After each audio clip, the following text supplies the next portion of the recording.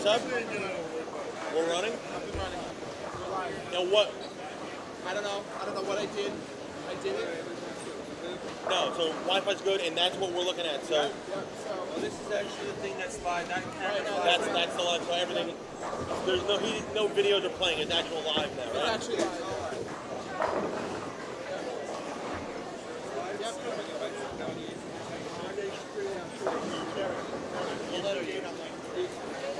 I'm gonna make an announcement. Yeah. Now, do you have like a link or anything we can share it on social media and whatnot? Yes, I just don't know. I don't know. All right. How we would do it. All right.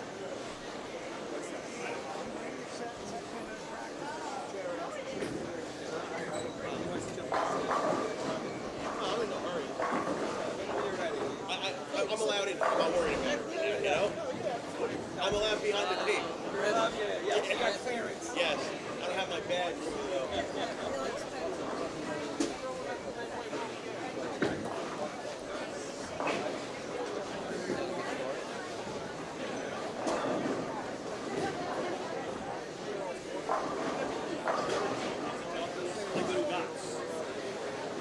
Good to know people.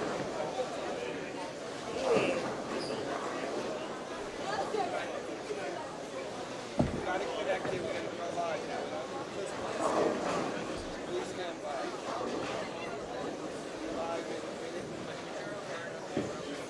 I've been live.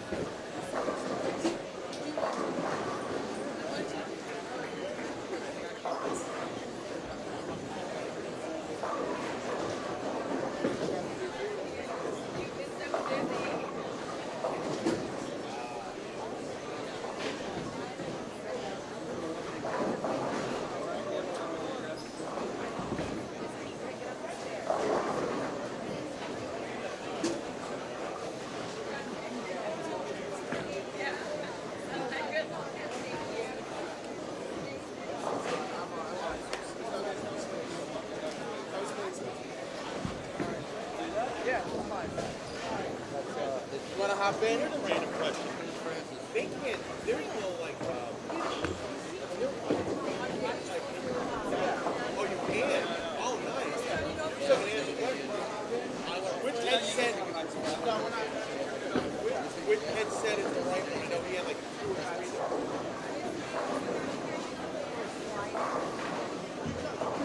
And where's the track? We can send that out. There it is.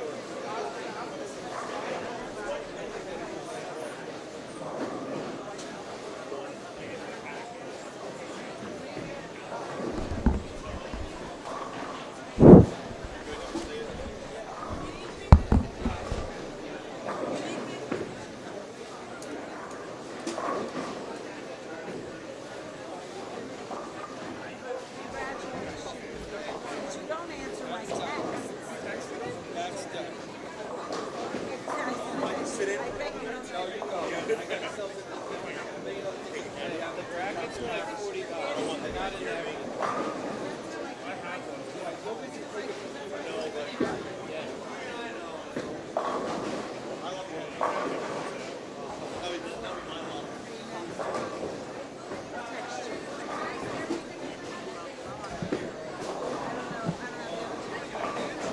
I didn't have service.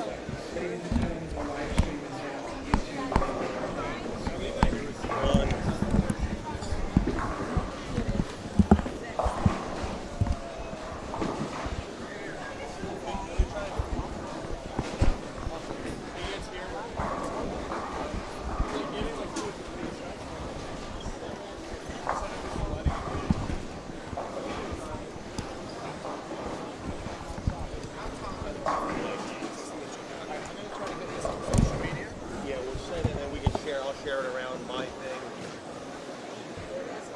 We'll keep that screen up because we can have like the chat log there.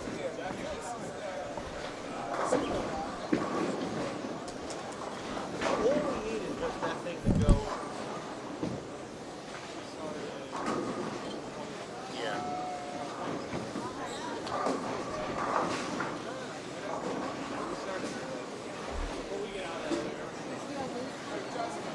Yeah, we'll have to go back. If I log the bike, get on Facebook, right?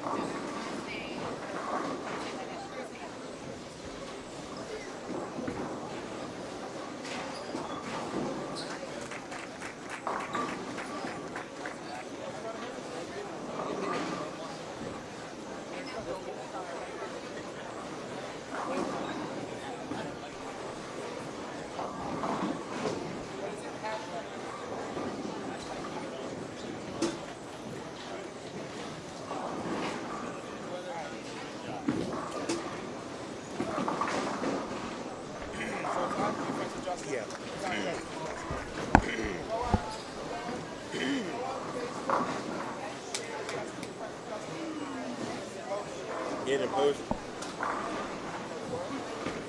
Not yet.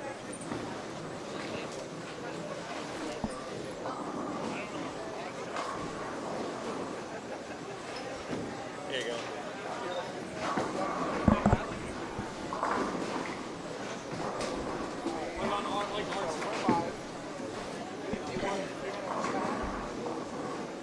And it'll tell me how many visitors or how many people are there. At 5 watches.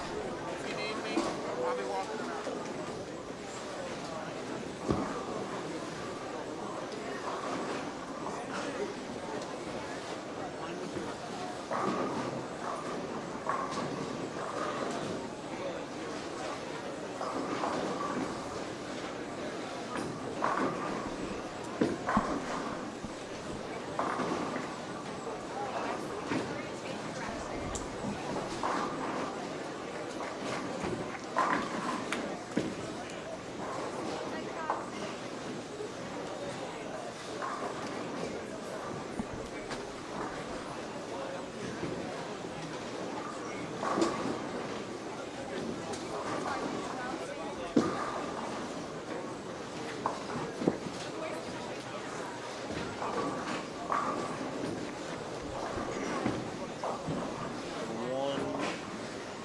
Which one is the sound of headphones?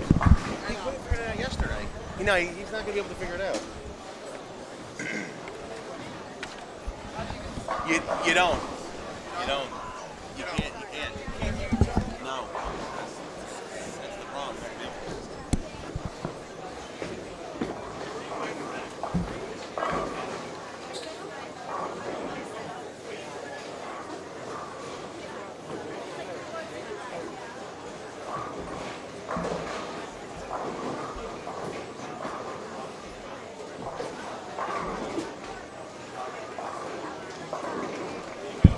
Huh? Yeah. He's walking around now.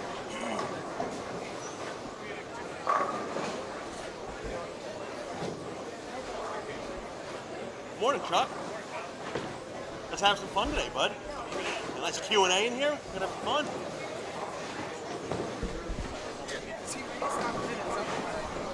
I think Chuck's on. I'm coming in for game 2, and I'm not letting him go into game 5. I'm going to the next Philly game. I'm only here for a couple hours. No, they're in Philly. What time's the game? 4. 4. Yeah. As everybody in the world's hearing my plans for the day now.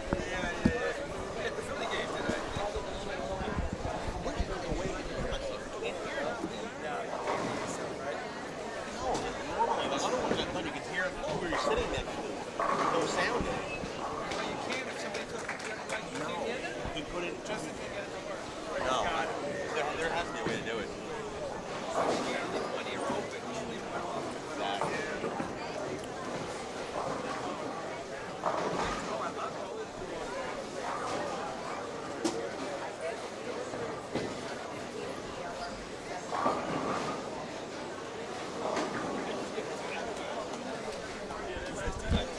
Thanks, Larry. Thanks, Larry.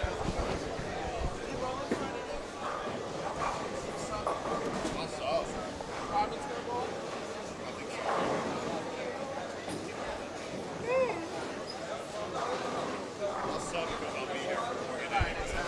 Which works out.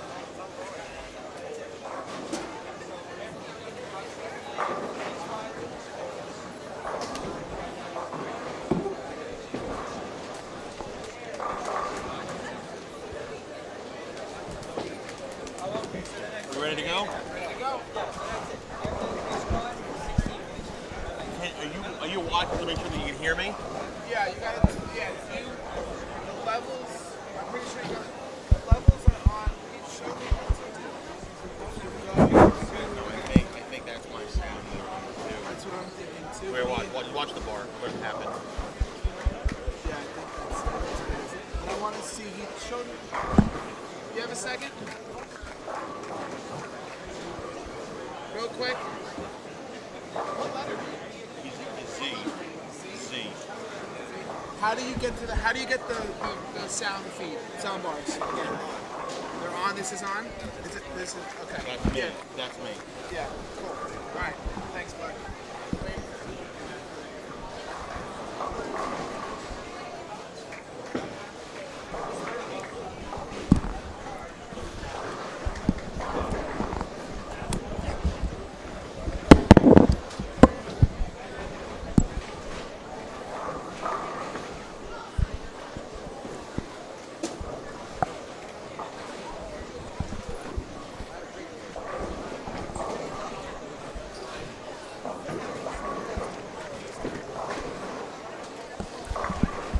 You gonna move this to? This is yours? Yeah. I'm gonna. You want to switch over? Yeah, just so I can see if there's anything, and I can type into it. So Sit here. as long as you're good with that. Sounds good to me.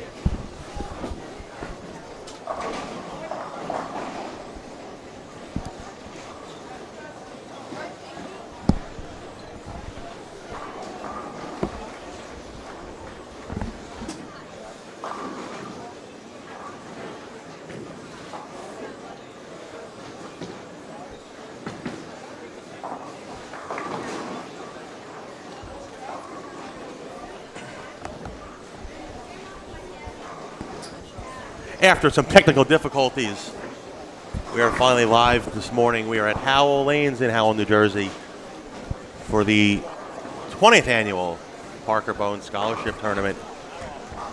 I will be your host for the first squad, Mike Valanzano. We are a full house this morning, 32 lanes going, and we are on the live stream pairs. We are going to be covering 7 through 14 for the first squad. We are live on YouTube. We are streaming this. We have a little chat log there. If anybody wants to type in and say hello, we are there. We have a little Q&A. So right now we are going to watch these fine youth players from around the area and around the Tri-State area in different parts of the country compete.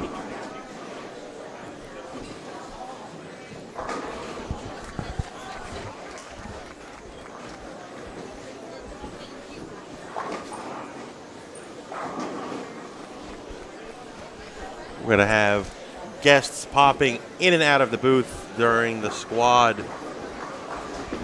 The first guest we will have at the start of Game 2, we will have the living legend himself, the man Chuck Gardner, ball rep, national ball rep for Brunswick, founder of Bowl for Life. He will be sitting in with me in Game 2.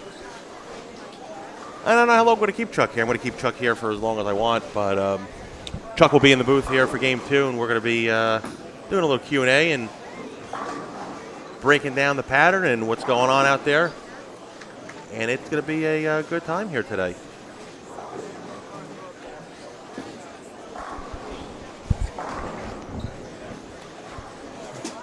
We're going to take a switch here. We're going to move the camera here. We're going to move pairs. We're at 11 and 12. This is, without a doubt, one of the most incredible and very impressive things I've ever seen here in bowling. This is a whole weekend of competition that started yesterday. We had yesterday a little practice session, and we had a ball surface seminar hosted by Chuck. And then there was a welcome party which featured backyard activities. They had cornhole and they had a dunk tank here yesterday. We even got Parker in the dunk tank yesterday, which was kind of fun. Then they had a shootout and a double tournament last night here to get the weekend started. And now this is round 1 of competition today. For everybody who doesn't know, they are bowling 5 games across the house. And they will be, I believe it's 1 and 4, will be advancing to the finals tomorrow in each division. The finals will start tomorrow morning at 9 a.m.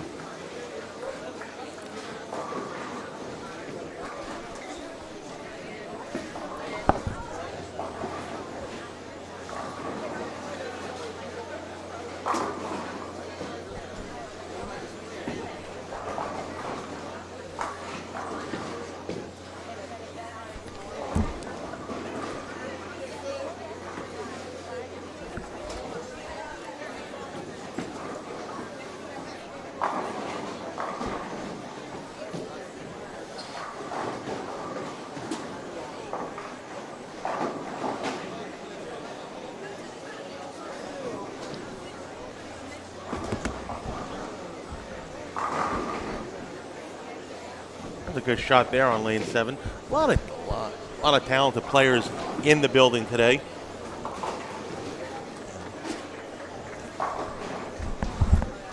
And I am getting joined by my first celebrity. He's a little bit premature. He's a little bit early, but we're never going to turn it down. We are going to say good morning and welcome to New Jersey, Chuck Gardner.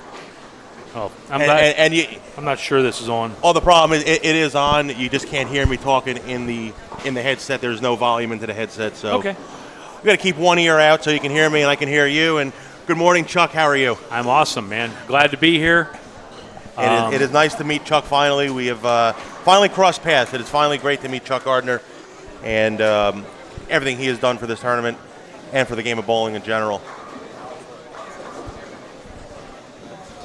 So, Chuck, you've been walking around this morning and seeing the kids. What are you seeing out there? You're the expert. You're the guru. So tell everybody in TV land, what are you seeing out there? I see a lot of talent. Yeah, I that see is for sure. a lot of kids that are amazing players that understand the sport so much better than we did back when we were their age. And I just think the sport is in great hands. It is. The sport's in great hands. We got a young person with the front 6 right now. 13 Two and of them. 14. We're going to go over to 13 and 14 now. I don't know who it is there. 11 they'll be and up- 12 also, someone with the front 6. Yes. Well, we're going to be going there in a second. So, a little backstory here. So this is the 20th Parker tournament. I actually bowled the first 2 Parker Bohn tournaments when I was in the YABA days, going back a little further. Wow. And when we first started this, we had about 20 to 30 entries. And now, I think Parker said it's up to about 200 bowlers for the weekend, 200, 300 bowlers for the yeah, weekend. it's. I think it's like 260 or something like that. This whole weekend's been incredible. This is the sport of bowling. And this is between Parker and Leslie and what you guys do and what Brunswick has done. This is just absolutely incredible. This is phenomenal, especially on a holiday weekend. Absolutely. To get a field like this, the building is wall-to-wall packed. Absolutely great. Well, it's really cool to see people come from pretty far away. I was talking to a family yesterday who's concerned about getting home. They live in Central Florida. Oh, God. And, they're worried about the hurricane. Yep. But they said, you know what, we'll figure it out after we're done bowling. Absolutely. So, All right, so we're going to go to 13 now. We do have the front 6 getting up on 13. And it is Alex Horton. He's a local guy. I think he's from good player. Very good player. I think he's Philadelphia, if I'm not mistaken. I'm not up to par at my location of the junior bowlers. So the one with the front 6 here on 11 and 12 was a young lady. Yes. I don't know her. She just missed. Amanda. I think I recognize the last name. She's a local girl. Jokas, right? Yes. Yeah. Yeah. So we're going to watch Alex. Alex actually went flat 10 there. So a good run for Alex now with 279 in the wood. So we know they're not bowling on the typical house shot. So what did Parker design this weekend for the kids? What are they bowling on? It is a modified sport shot pattern that has some shape to it. Okay.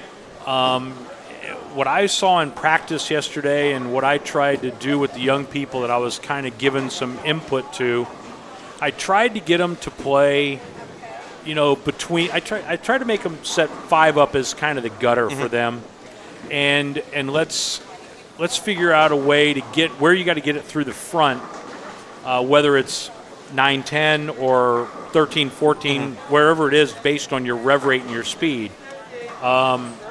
I think the comfortable spot was 12 or so out to like 7 or 8, and there's a little bit of hold there.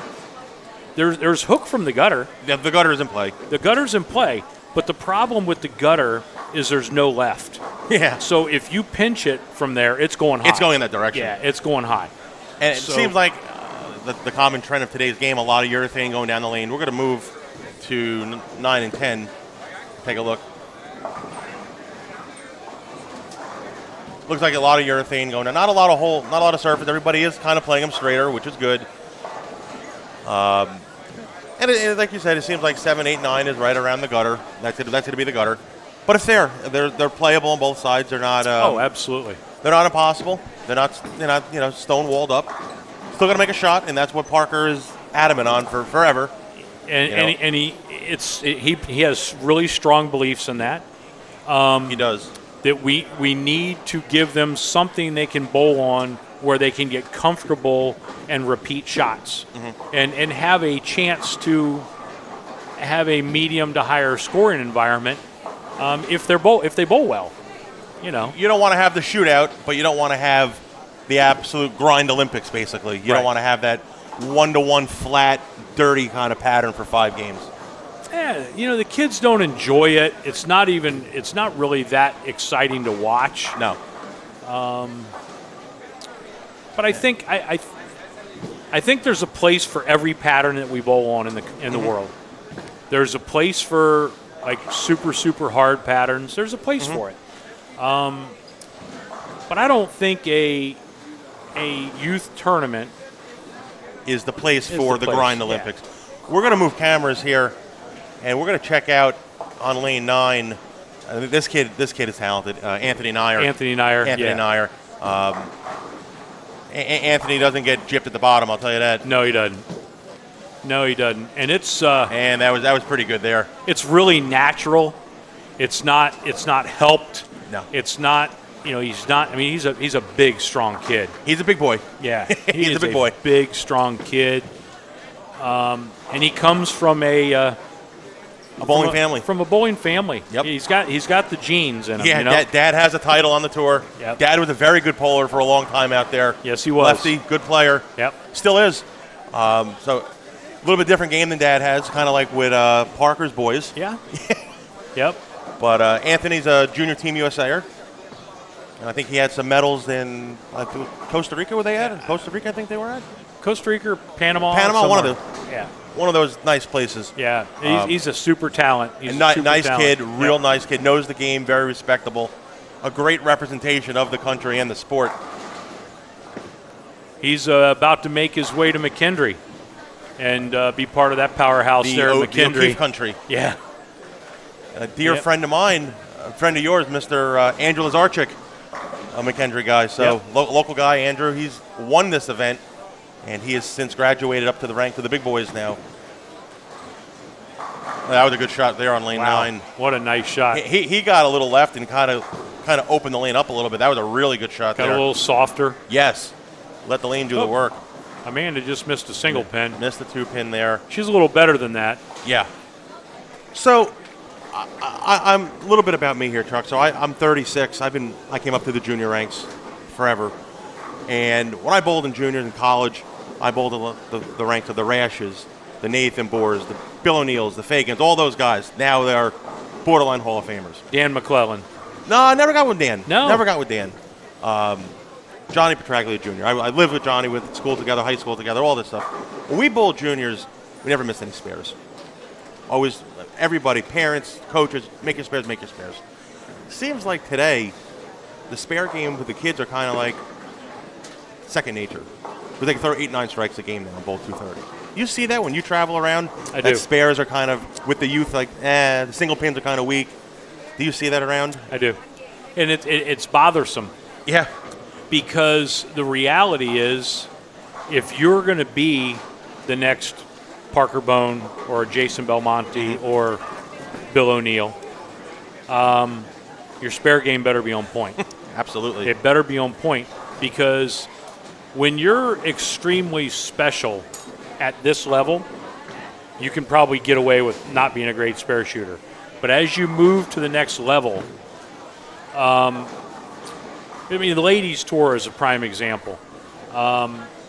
And listen, I have all the respect in the world for those ladies out there on the ladies' tour.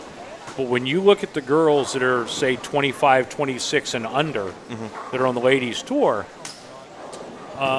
many of them, their spare game is marginal because they grew up throwing a lot of strikes.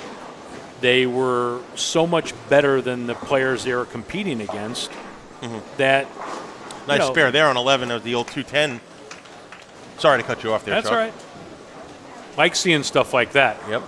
Like seeing that. So, it's one of the things we talk to the young people about all the time. If you want to be the next great thing, you already throw a lot of strikes. You learned the game. Mm-hmm. You have the power.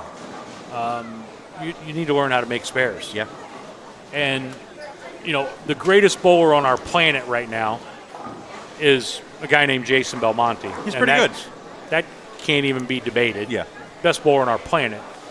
And what made Jason, what got him to turn the corner in, 5 or 6 years ago, Jason figured out a way to post shots, not fall off of shots. When he throws it, he looks more like a Doug Kent or a Parker Bohn posting shots now. And he's become a really good spare shooter. And now he's the best bowler on the planet. Hands down. You can't argue it. So What he does with a bowling ball is just incredible. It's almost not fair. He creates so much, and he threads the needle. It's if you've never seen him bowl live, check him out when he's in your area. It is impressive to watch. yeah, I mean, today on Flow Bowling, he is in, I think, 4th, Yeah, he's in the opening match today. going into the final round to make the show. So, and the top 6 players are bowling amazing right now than that Illinois Open. Mm-hmm. So I think Simo's leading. I think EJ is EJ's second. on the show. Well, they still have to bowl 8 more games for the Okay, show. I apologize. They bowl 8 more this morning. I want to say, can't remember who's third. Sean Rash is 5th. Belmo's 3rd or 4th. He's up there. I'm going to pull it up now so we don't give the false information. And Jason Sterner is 6th and lurking. Now that's a talent right there. Yes, sir. That Yes, is sir. a talent. And, I follow him on social media and whatnot, and I don't think there's a more dedicated practicer than Jason Sterner. No. He is on the lanes every day. In the hours. gym. He's in phenomenal shape. So our top 5, Chuck was just talking about, Simonson, Tackett, Belmonte, O'Neill, and Sean Rash, with Sterner on the bubble in 6 right now, with Dick Allen and Marshall Kent behind him. I don't think there's anybody that works harder on their game than Jason Sterner. At all. Absolutely. Absolutely. And he's just a smooth game, effortless at the bottom. Oh, it's phenomenal to watch him. He's going to find out what to do, and he's going to make it big. He's going to just have a big splash. He just has to figure out how to trust in himself and believe in himself a little bit more. He's close. Mm-hmm. And I think he's on the edge. I really do.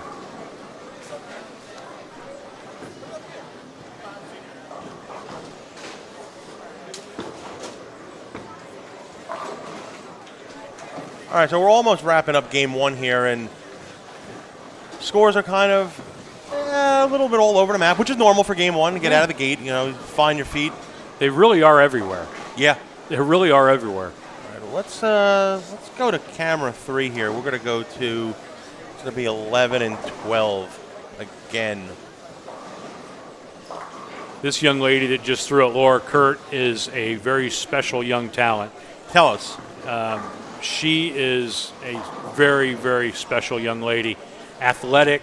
Her brother goes to Wichita already. And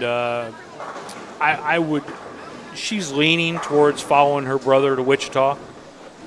And but I was just commenting to some of the fans a little while ago about how much more athletic the young ladies are becoming.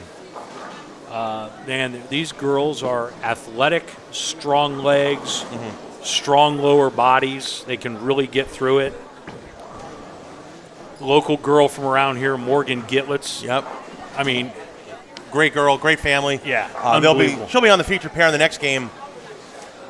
There's a lot of talent in this area. Bolin's always been a very big thing in the tri-state area here, the New York, New Jersey, Pennsylvania area, and it is just growing. This is a great bowling center. If you look at this place, and you look at the history of this place, and spend time with the owners yesterday, and just unbelievable people. Oh, phenomenal. Unbelievable, man. I mean, just believe so much in the sport of bowling. And but when you think about just in the last 15 or 20 years, you have Johnny Petraglia, who practices here, who's here pretty much daily. Mm-hmm. You have Parker and Leslie Bohn here a lot when especially when they're in town. Home, yep. And now you got a young fella who grew up in this bowling center. That's Heard John Fury. oh yeah, John Fury. I thought that's what you were talking about. No, I was Oh, actually I thought you were talking talking about about- Matt Russo. Oh, Matt Russo, another one, yeah. But John Fury. Yep. John Fury, who's on Your the staff, PBA tour on Ostrander, Brunswick Greg- staff. Greg is here. Ostrander. There's just a lot of talent have come through this building. Yeah. And now Matt Russo is going to be making a run at Rookie of the Year next year on the PBA tour. And it's got to be unique to be Matt Russo and to have grown up around Johnny and Parker. And it's just got to be unique for him to see the it's perspective. Speaking of talent, are we on 11 and 12? We're going to go to 11 and 12 now. Justin got a little quick with Justin that got one. a little fast. Just kind of buzzed it through the spot on that one. I don't know if we caught that one. I don't think he really wants us to show that one. But it's funny you bring up Johnny and Parker being here. So I bowl league in this building. I grew up in this building from this area. And I bowl on the same team as Leslie. So I get to spend 36 weeks with Leslie, and it's great. But I've known the family for 25 years now. They're phenomenal people. On and off the lanes are great. And Johnny is our sub. So for me, I always grew up knowing Johnny because of his son, Johnny Jr. We went to school together. We bowled in high school together. We went to Moorhead State together. We grew up together. So I was always around them. And now, bowling with Parker and Leslie at the adult level, I've gotten to bowl with the boys. So I bowl in adult child tournaments with the boys a lot. And it's almost surreal how I idolized Parker growing up. And we used to practice growing up when he was home. And I was like, this is Parker Bohn, the best bowler in the world. And now I'm bowling with his kids. And I'm sitting here 20 years later after I bowled the first Parker Bohn tournament doing commentary for his tournament. It's almost like pinch me almost. I'm the super fan. Pinch me. But it's really neat. And I get to hang out with these guys now on a regular basis. I was almost afraid to talk to Johnny or Parker as a kid. Now we talk about golf, we talk about baseball, we talk about the weather. It's surreal. These guys are normal, and they're phenomenal guys on and off the lanes. They're role models, and they're pretty good players still. I'll tell you that. Yeah. And they give back so much. It's surreal. Can we get back to Mr. Nair on lane 10 here? Oh, that's in a little bit. Yep. Paid the price.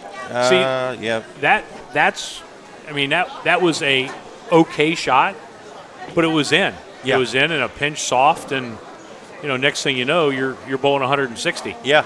And I heard him talk before, after practice, and he didn't really like. He was talking to somebody in the back, and he was saying he didn't really like his look. He said he was handcuffed. He was in between reactions. So I don't put it past him to find 240 the next game because he's just that talented. And I think he just kind of test balled that one there, and he got a little more right, slowed up. He got down a little more in the shot. So we can still see Anthony getting back to the plus side for the day, obviously.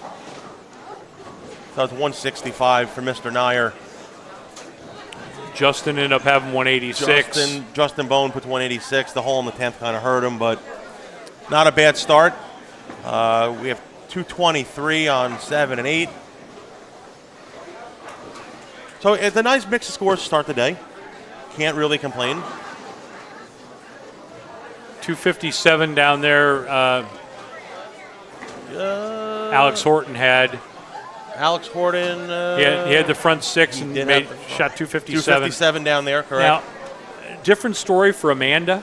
Yeah. Amanda had the front six and had a couple missed spares, and actually She holed out that game. I Yeah, hate to say it holed like out. that, but for 200 even. no. Thankfully, she had the front six and figured out a way to still bowl 200, but that's not the way you want to finish. No, not the way you want to start it either when you have 6 in a row. So again, getting back to myself, so I grew up to the junior ranks, and we had events like this, but nothing to this level, and we didn't have anything that you have for Bowl for Life. So I'm not too familiar with it. I kind of know the gist of it.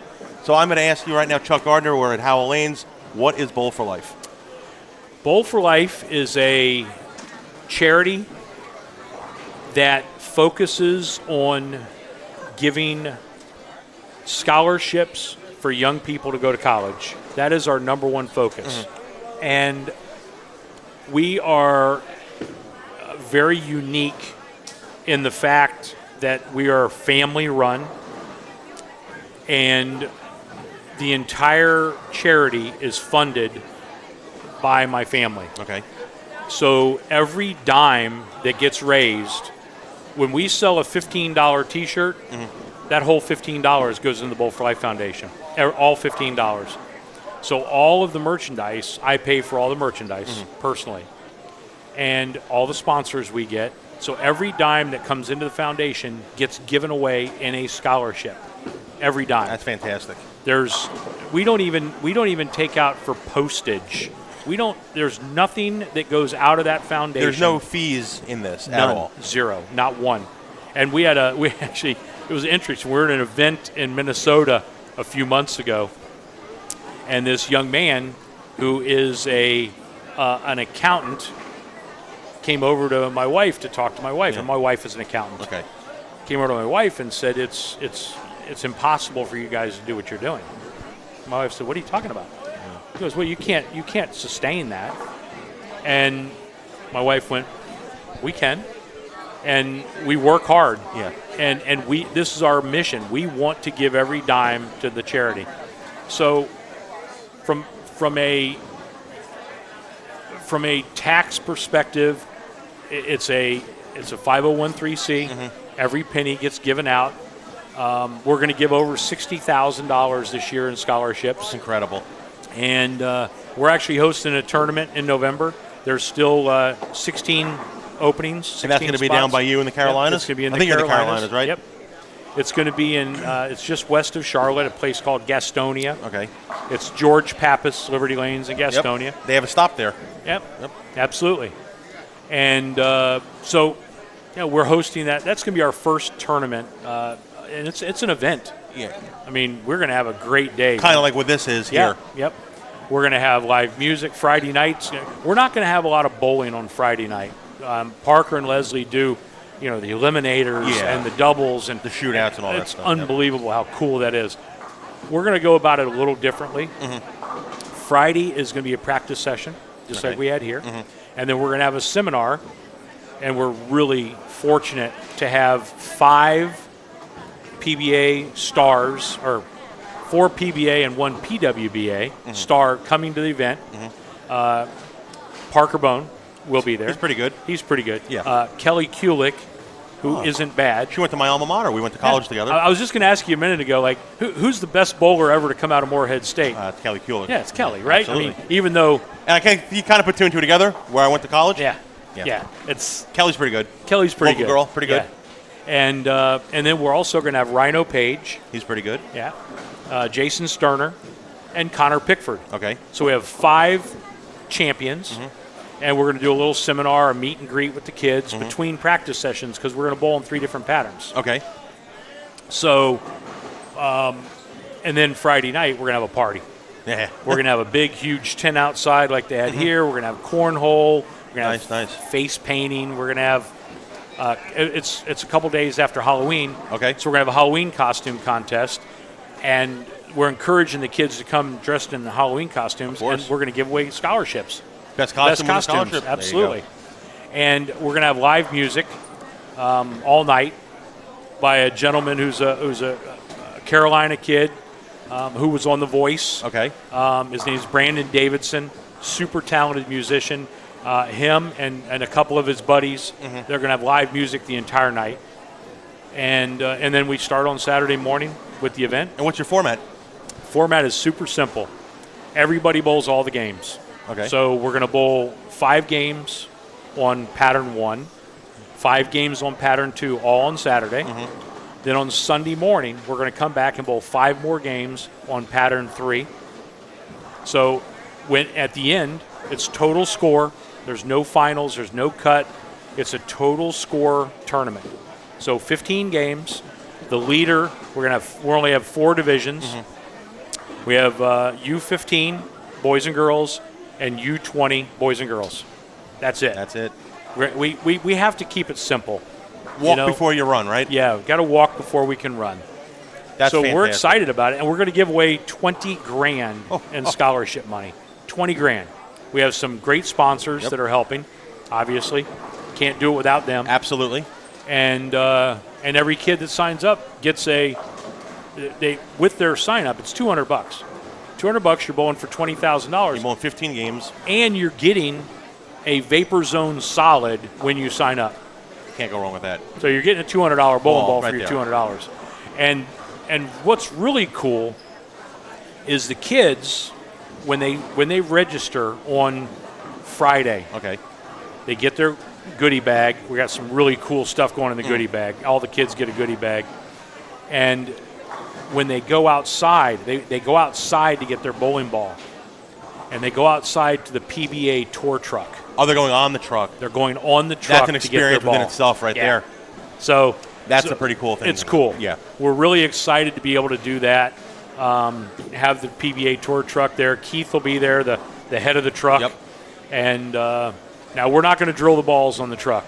It's just too much. Just there for decoration, basically. Yeah, just there. Well, the balls are going to be on the truck, Yep. so they got to go there and get them. So that's kind of cool. Yeah. They're going to pick up their ball from the same truck. place where Parker Jason drills his Belmonte stuff and in Belmo. Parker. Yeah. Yeah. So That is great. And I'm sure once the flyers come out, we'll be sharing that. And yeah. that is just, it's people like you, Chuck, that make the game great again. It really is.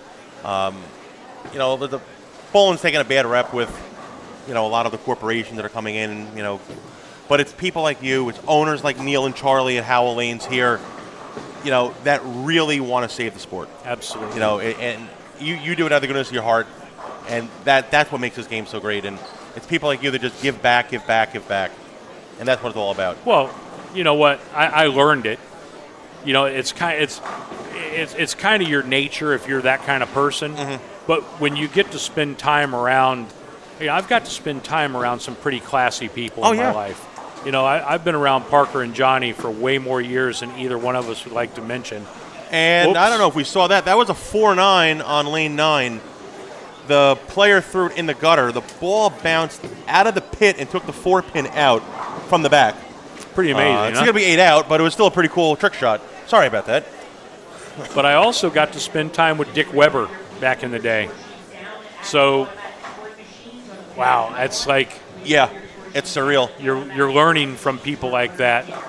Oh, there's a wrong foot guy, huh? You know what? I don't know if he is a wrong foot guy or...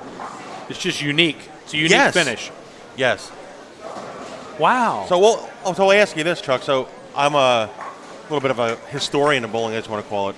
And I'm in this little trivia contest. I don't know if you've seen it on Facebook on the Phantoms radio show. Oh, with Lenny no. Nicholson, who we're playing Matt McNeil in bowling trivia. Oh, It's been boy. pretty cool. Well, I'm not going to say how it is, but my second show will air this week, and we'll see if I beat Matt or not. But this kid here on lane 10 reminds me of Luke Ampey, Yeah, absolutely. who won the first PBA title, and he was an Italian guy. He learned the game by playing bocce, where you slide off the right foot when you're right-handed, and kind of like that. And I don't know if you know the other guy, the senior player, Bob Caruso. Yeah. Wrong foot, Bob. Yep. Great player from my area here. Slides off the right foot, right-handed, slides off the right foot. And that's what makes this game great, too. It doesn't matter how you get to the foul line. Does not. It does not make a difference. Doesn't matter your size. No. Like, you look at Norm Duke is one of the greatest ever, and he's 120 pounds. Correct. And Steve Cook was pretty darn the good. Cookie Monster. And yeah. and he was 6'7" and 3. He was a big boy. Yeah, 3 and change. He was a very big boy. Yeah. And graceful. Oh, my God. Graceful. Great balance. Yep. And he could saw on it, man. He was never gypped at the bottom of the swing. No, sir. Nope. And, there's so many different styles now. The two-handed style, obviously, is revolutionizing. It's taking over. Oh, we're going to get a chance to take a look at Morgan Gitlitz right now. You're on let's her, go right? over. Are we on camera 1? We are on camera 1. Morgan is on lane 7. She's from Colts Neck, my neck of the woods here. She was the runner-up in the U17 Yep. at Junior Gold this year. Great family. And a few days before that, Good shot there. she won the Turbo Collegiate Shootout event right before Junior Gold. She had a good trip. Yeah, she had a good trip to Detroit this year. Yep. Dad Larry was proud of her. And as he waves, as we're talking about Morgan, he waves in the back. But she's just an unbelievable young lady. yes, We're really fortunate that she's a Bowl for Life kid. She's won a couple scholarships from us. Yep. And there's a lot of kids here that have gotten Bowl for Life scholarships. It's kind of cool to see a lot of Bowl for Life jerseys on these kids. And absolutely. it's a lot of fun to see.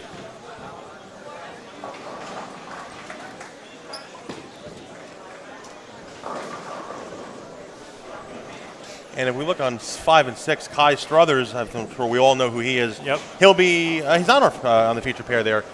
He kind of made a big name for himself a couple months ago. He sure did. Yes, he did. And you know what? The game's gotten easier through the years. The equipment's gotten a lot better. The patterns have gotten softer. But you know what? You still got to throw the ball. The kid has talent. Absolutely And- does. And that's what's amazing. Everybody in this building is talented one way or the other. And, getting back to what we were saying before, it doesn't matter how you do it. There's just so many ways to get the job done. And Parker always says this, it doesn't matter what you do. It's how your last 2 steps are. And he's right. I mean, you're a coach. You know how it is. As long as your last 2 steps are good, it doesn't make a difference. Yep. Well, on the pair with Morgan is a young man, Terrell Engels. I'm not sure if I'm saying his last name correctly, but he Okay. is from the South, either from your neck of the Georgia woods. or South Carolina, down by me. And he throws it unbelievable. Obviously, Bryce, a lot of people around here know Bryce. He's a super talented kid. There's some talent bowling right Yes. now. And that's not all of them. There's another squad coming up, and there's 2 young ladies bowling that squad, and I know you're familiar with them, the Peters sisters. Oh, yeah. And they are coming up. I think they're bowling the 12 o'clock squad, 11:30, 12 o'clock? Yeah, 12 or 12:30, I think Yeah. it is. But yes, they're bowling then. Yeah, they know how to play the game. Yes, they do. They are not only great talents, they're super special young ladies Yes. too. Super special young ladies. Bowling is in their DNA in that family, I'll tell you that. All right, so we on 9, we're going to go back to lane 9. This is Mr. Mirable, I believe his last name is. That's the 2-hand, the wrong footer, and I don't know what happened to the camera here. We might have lost I a think we little might have service. lost. Well, I don't know. We're still here, Yeah, but I'm not here. We're locking right now. Yeah. Hey, Tom, I think we're out. I think so. I'm not sure. I think we might have lost the feed. I'm not sure. Did we get kicked out? You're on the wrong screen. Oh, on the wrong screen. You're on the wrong screen. All right, so we didn't break it, Chuck. We didn't break We it didn't yet. break the internet, Chuck. All right, there we go. Oh, It's your Got to be my fault. yeah. 2 and 3. That's what we were hitting. Yeah. All right. It goes like that. But now we're frozen on this screen. It'll catch back up. It will catch back Yeah, up. it'll catch back up because we had it disconnected for a little bit. There you go. You're good. Back up with this one. It should click back in a second. Thank God. All right. Thank God Tommy Russo's here. Yeah. Whew. God. All right, we're back. So just to recap, we're at the 20th annual Parker Bohn Scholarship Tournament, Howell Lanes, Howell, New Jersey, sponsored by Brunswick, the families of Brunswick, DV8, Radical, and Bowl for Life, along with local sponsors. Sitting in the booth is Mike Valenzano with the living legend, the guru of bowling, Stop. Mr. Chuck Gardner. Stop. It is. It's always great to meet people from bowling and whatnot, and you see people post stuff on Facebook and whatnot. And I bugged Chuck a couple times on Facebook about different questions, and I finally have the chance to meet him. It's great. All the hype has lived up to what I expected, plus some more. And we're here. We are watching these phenomenal talents out there. All right. So are we about to see We are Terrell? He's on. We're gonna go to lane 7 and 8. 7 and 8. He's Yeah. on. So this is he shooting a spare? Yeah. Oh, he had yeah, the 10 he pin up left there. the 10 pin. Sorry All right. about that. All right. So Kai. Well, how about Kai Struthers? That's the. He's on 6. He's on lane 6. He's the lefty. And Whoa, there you trip go. 6, Oh, 8. he gave it the business at the foul line a little bit. Yeah, give it to him, Kai. Let him know you're out there. Got to applaud it. Got to applaud it. Oh, absolutely. Whoops. Got half. Oh, that was a good shot there. Yep. So Young lady think from Maryland. Maryland represented. I think Leslie said there's a 15 states represented in this with That's awesome. somebody from Germany. There was a German entry. Yeah. Somebody Yeah. from Germany is here. He's Is he bowling tall now? young man. He's bowling right now. Okay. He's going to go to Weber. Okay. He's about to go down there to Weber and bowl with Dell and Randy and the team at Weber. And they produce some talent down there. The Weber Way. Weber Way. The Weber Way, exactly. Ooh. Where are we? Let's. We're still on 5, 6, 7, and 8. Morgan's about ready to get up on 7.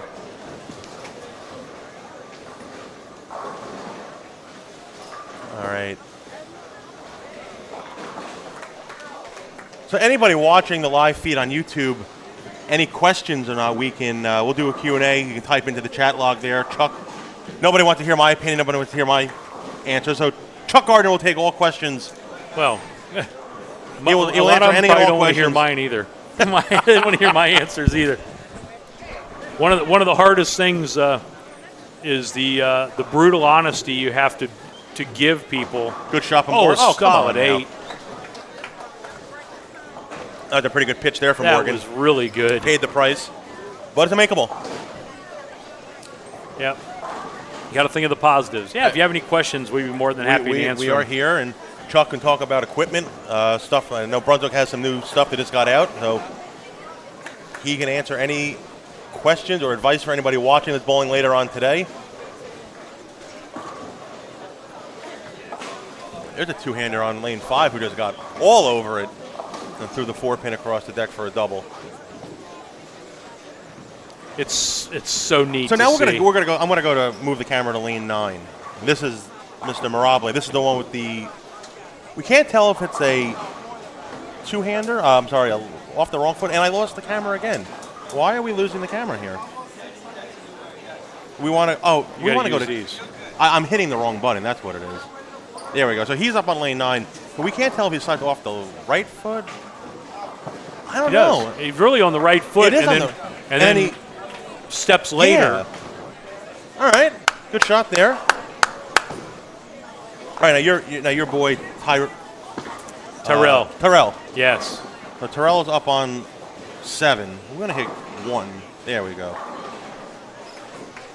I hope you guys are checking this young man out. This is Is he a two-hander? Is he he Yes. is a two-hander, but look at how he Smooth. posts it.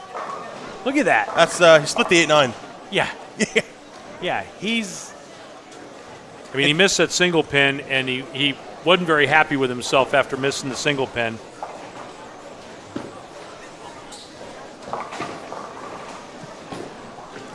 Everybody's a jokester in the back today. Everybody has jokes. Yep. Everybody has jokes.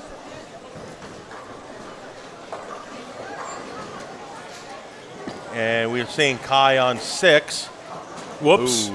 Looked like he fell off the shot there Yep. anyway. Wasn't one of his better ones. He's looking like he thought it was better than that, but it really wasn't. It really wasn't. And, No. and that goes back to the brutal honesty.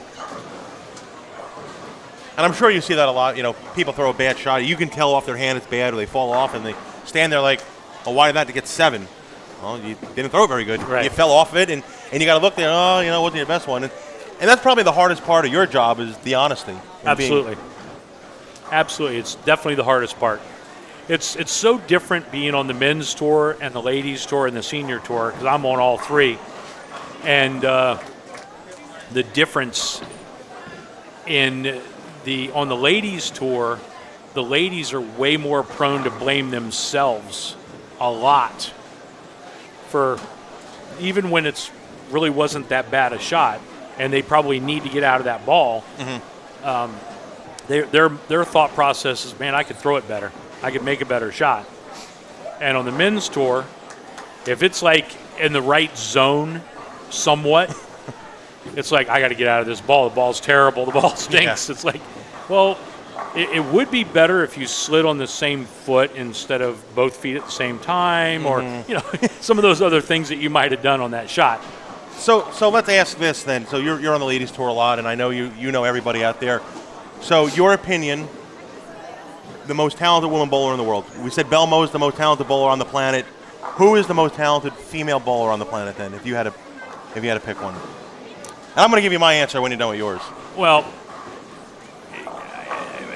currently, the best woman bowler on the planet, in my opinion, is Shannon O'Keefe. That's what I was going to say as well. And I don't think she's the most versatile player out there, but she's very versatile. Don't get me wrong. She's not. And if anybody heard that and thinks that we don't want Brian coming after us. No, I love Brian. I love Shannon. Phenomenal players. Yeah. I don't think she's the most versatile player out there. I think she's the best player out there. Okay. Liz Johnson is still amazing in every aspect. But, she's really battling some knee injuries. Yeah. Her knees are really in rough shape. And it's affected her the last couple of years. Yeah. I mean, she's still an phenomenal. unbelievable talent. But Danielle McEwen she can do it from every angle. Jose Maria Rodriguez. Mm-hmm. Oh, that girl she can throw it straight. She can hook it. Liz Culkin. The Queen Bee. Yeah, Liz friend of Culkin. mine. She's great. I mean, she can hook it. Yep. She can go straight pretty well. Jordan Richard is super special. Yep. There's a lot of talent on the on ladies tour. And it's close. It's the men's tour. To me, there's Jason Belmonte, and then there's everybody else. And there's the second level of great players on the regular tour. Are the E.J. Tackett, Bill O'Neill, Chris Prather, Sean Rash. That next tier. Yeah. Jacob Buttroff. So you have that next tier. The next tier are all super good. But Belmo's just that step. He's kind of like what Tiger Woods was to golf 20 years ago. Absolutely. Exactly. And in the ladies' tour, there's just not that big a separation. I mean, Dasha Kovalova. Oh, I mean, God. she's third in the world right now. Third ranked in the world. We have a visitor next to us. Brandon Bohn is just popping into the Aren't booth. you bowling? And he is bowling. And he is just in the booth. You just came to listen in? Or get some advice. Yeah, my headset. I think it's working. Yeah. We're not getting feedback. We can't really hear you. Yeah, we can't hear you in the headset. But it looks like, You're it's talking. working. They can hear you. So what did you bowl in the first game there, Brandon? I shot 189. I started front, consolidate, and then missed the head left. All right. That wasn't great. No. You're done with game 2 already? So where will you be on game 3? You'll be in this area, I would assume?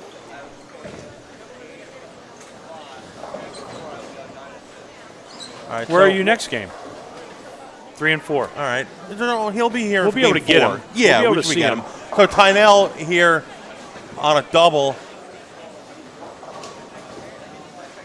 Whoops. He kind of buzzed that one But- through the spot a little bit.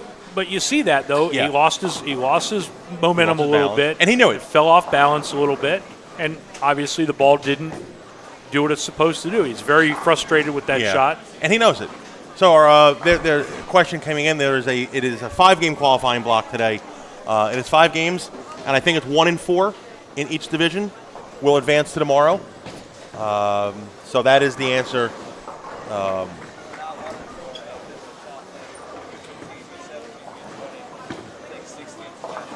Oh, so it's 16 spots in each division. Clarification there. I apologize. So let's get back to what we were talking about before, Chuck. So, and he made the spare, made the baby split. So he's pacing 245 if he goes to the wall. So you're going to say Danielle McEwen is the one getting the job done out there. So you're saying her and Diana, more Weber ways. Verity probably is another one you would probably say is a great talent. Well, yeah, I think right now, currently, Daria Payak and Verity are underachieving, in my opinion, for as talented as they are and how well they throw it. Mm-hmm. They throw great. And I mean, I've known Verity since she was 11 or 12 years old. I used to go over to England twice a year and work with Junior Team England. Okay. And I sent Del Warren a video of her when she was 12, and I said, Del, You got to get her. this girl's going to be pretty special. And every once in a while, he reminds me that he thanks me sometimes for that. She was great for their program. Diana, so many of the girls they got from Europe have been really good for their program and Latin America. There's a lot of talent. So you're saying you said that you saw her at age 12 and she was going to be special. So to you've seen everybody from all over the world. What would stick out? What would make somebody special in your eyes? If you see a kid today that you've never seen, what could you distinguish from their game and saying, hey, you know what, this girl has some talent. They got the ability to be a star. What is that one thing? What's the it thing that you can see that, I think that the number one thing I look for is balance. Okay. If a player has great balance, they have the ability to be amazing. And I can tell you that when we did camps, and we did camps all over the world. Oh, get that 7 out. We did camps all over the world, and the one thing that Parker and I just beat into people, just be on balance. Be on balance. And if you have rev rate and speed and can be on balance, the sky's the limit. Rev rate, speed, and on balance, you can. We saw Anthony Nyer. Yep. Rev rate, speed, and on balance. We see Terrell, rev rate, speed, and balance. When you see Justin and Brandon, when you see them, they have rev rate, speed, and balance. And that to me, that's what makes special athletes. And then the rest just kind of falls into place after that. Yeah. Well, it's the practice. It's the blood, sweat, and tears out here of just making it happen. But you watch Morgan and you watch some of the young ladies, they hardly ever fall off a Never. shot.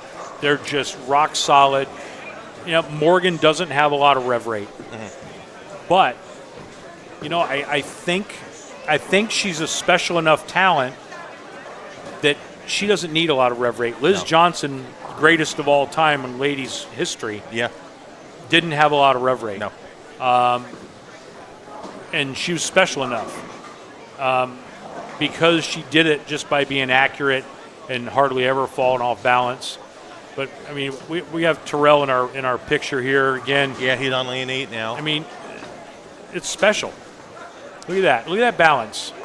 And every single one he throws on balance, it has a chance to strike. Every shot.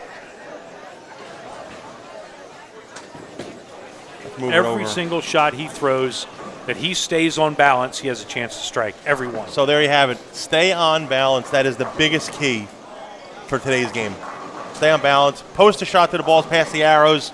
Parker always stressed that. About 3 seconds down the lane. Post it 15 feet down the lane, and then pop up. Yep. Yeah, once it's past the arrows, you can do whatever you want. You can do whatever you want. You can stare it down. You can run it out.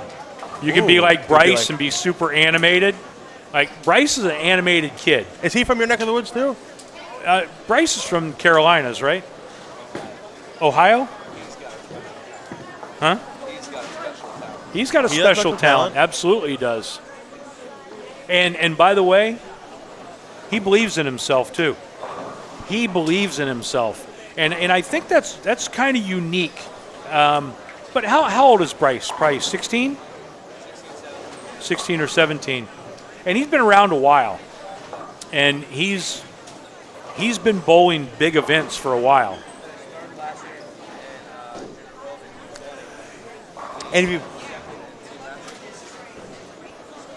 believing in yourself is the biggest thing. If you say you can do it, you can do it. Absolutely. A negative is a negative. A positive becomes a positive, and you want to turn those negatives into positives. No question about it. No question about it. It looks like they kind of broke down a little bit. I think people are going a little bit more right of that 11-12 mark that we were talking about in the first game. So they kind of opened up a little bit. Yeah, well, they Now, kind of opened up yesterday. Is there a re-oil in this, or so every squad will be fresh throughout the day then? So you're 20 under after 2. And do they seem like they're transitioning a little bit, getting a little bit less cliffed? Or did you ever feel them cliffed at all? I still feel like if we move in far enough, they're still pretty. All you have to do is keep in a funnel that 8, 9, 10 down So you're 20 under. So is that most of that just been marginal shot making? Or have you just not been able to get it to go through the pins correctly? I mean, you're as honest as the day is long. What do you attribute it to? Why are you 20 under? Do you feel like that's an okay score, first of all? I do. Okay. I'm not as consistent as I should be. So shot making is not there. I throw maybe 4 or 5 good shots a game, and then other ones are there and maybe like I had 2 shots last night that I threw like 6, 8, and I Oh. So one of them you touched a little bit too much, and the other one you touched a little, not quite enough. Because you're a feel guy. yeah, and then I airmailed 1 at a time, but it did go in the gutter. So that's And where are you playing them, Brandon? Are you playing them out by the gutter? With the gutter looks like it's in play. Are you looping it? Are you going up the track? Where are you? so I don't have to my first shot just sits in on it, and he's got maybe 4 or 5 boards. So when he was spinning bolts, and then he hits the little left, he hits it so hard, and I come back, so I tried to put it there, and I found a triple, and then I didn't roll. So now I'm in there, probably about 25, 85 feet. So you're like 13 or 14, 15 at the arrows then? Okay. And for anybody who hasn't seen Brandon Bohn throw a bowling ball, he doesn't get gypped either at the bottom. No, he doesn't get gypped. No, he gets a handful, and he's from the left side of the lane. He does not. That was a pretty good shot there. That's going to be 2-teen for his first name escapes me. I'm sorry, Bryce. Bryce. That's going to be 2-teen for Bryce.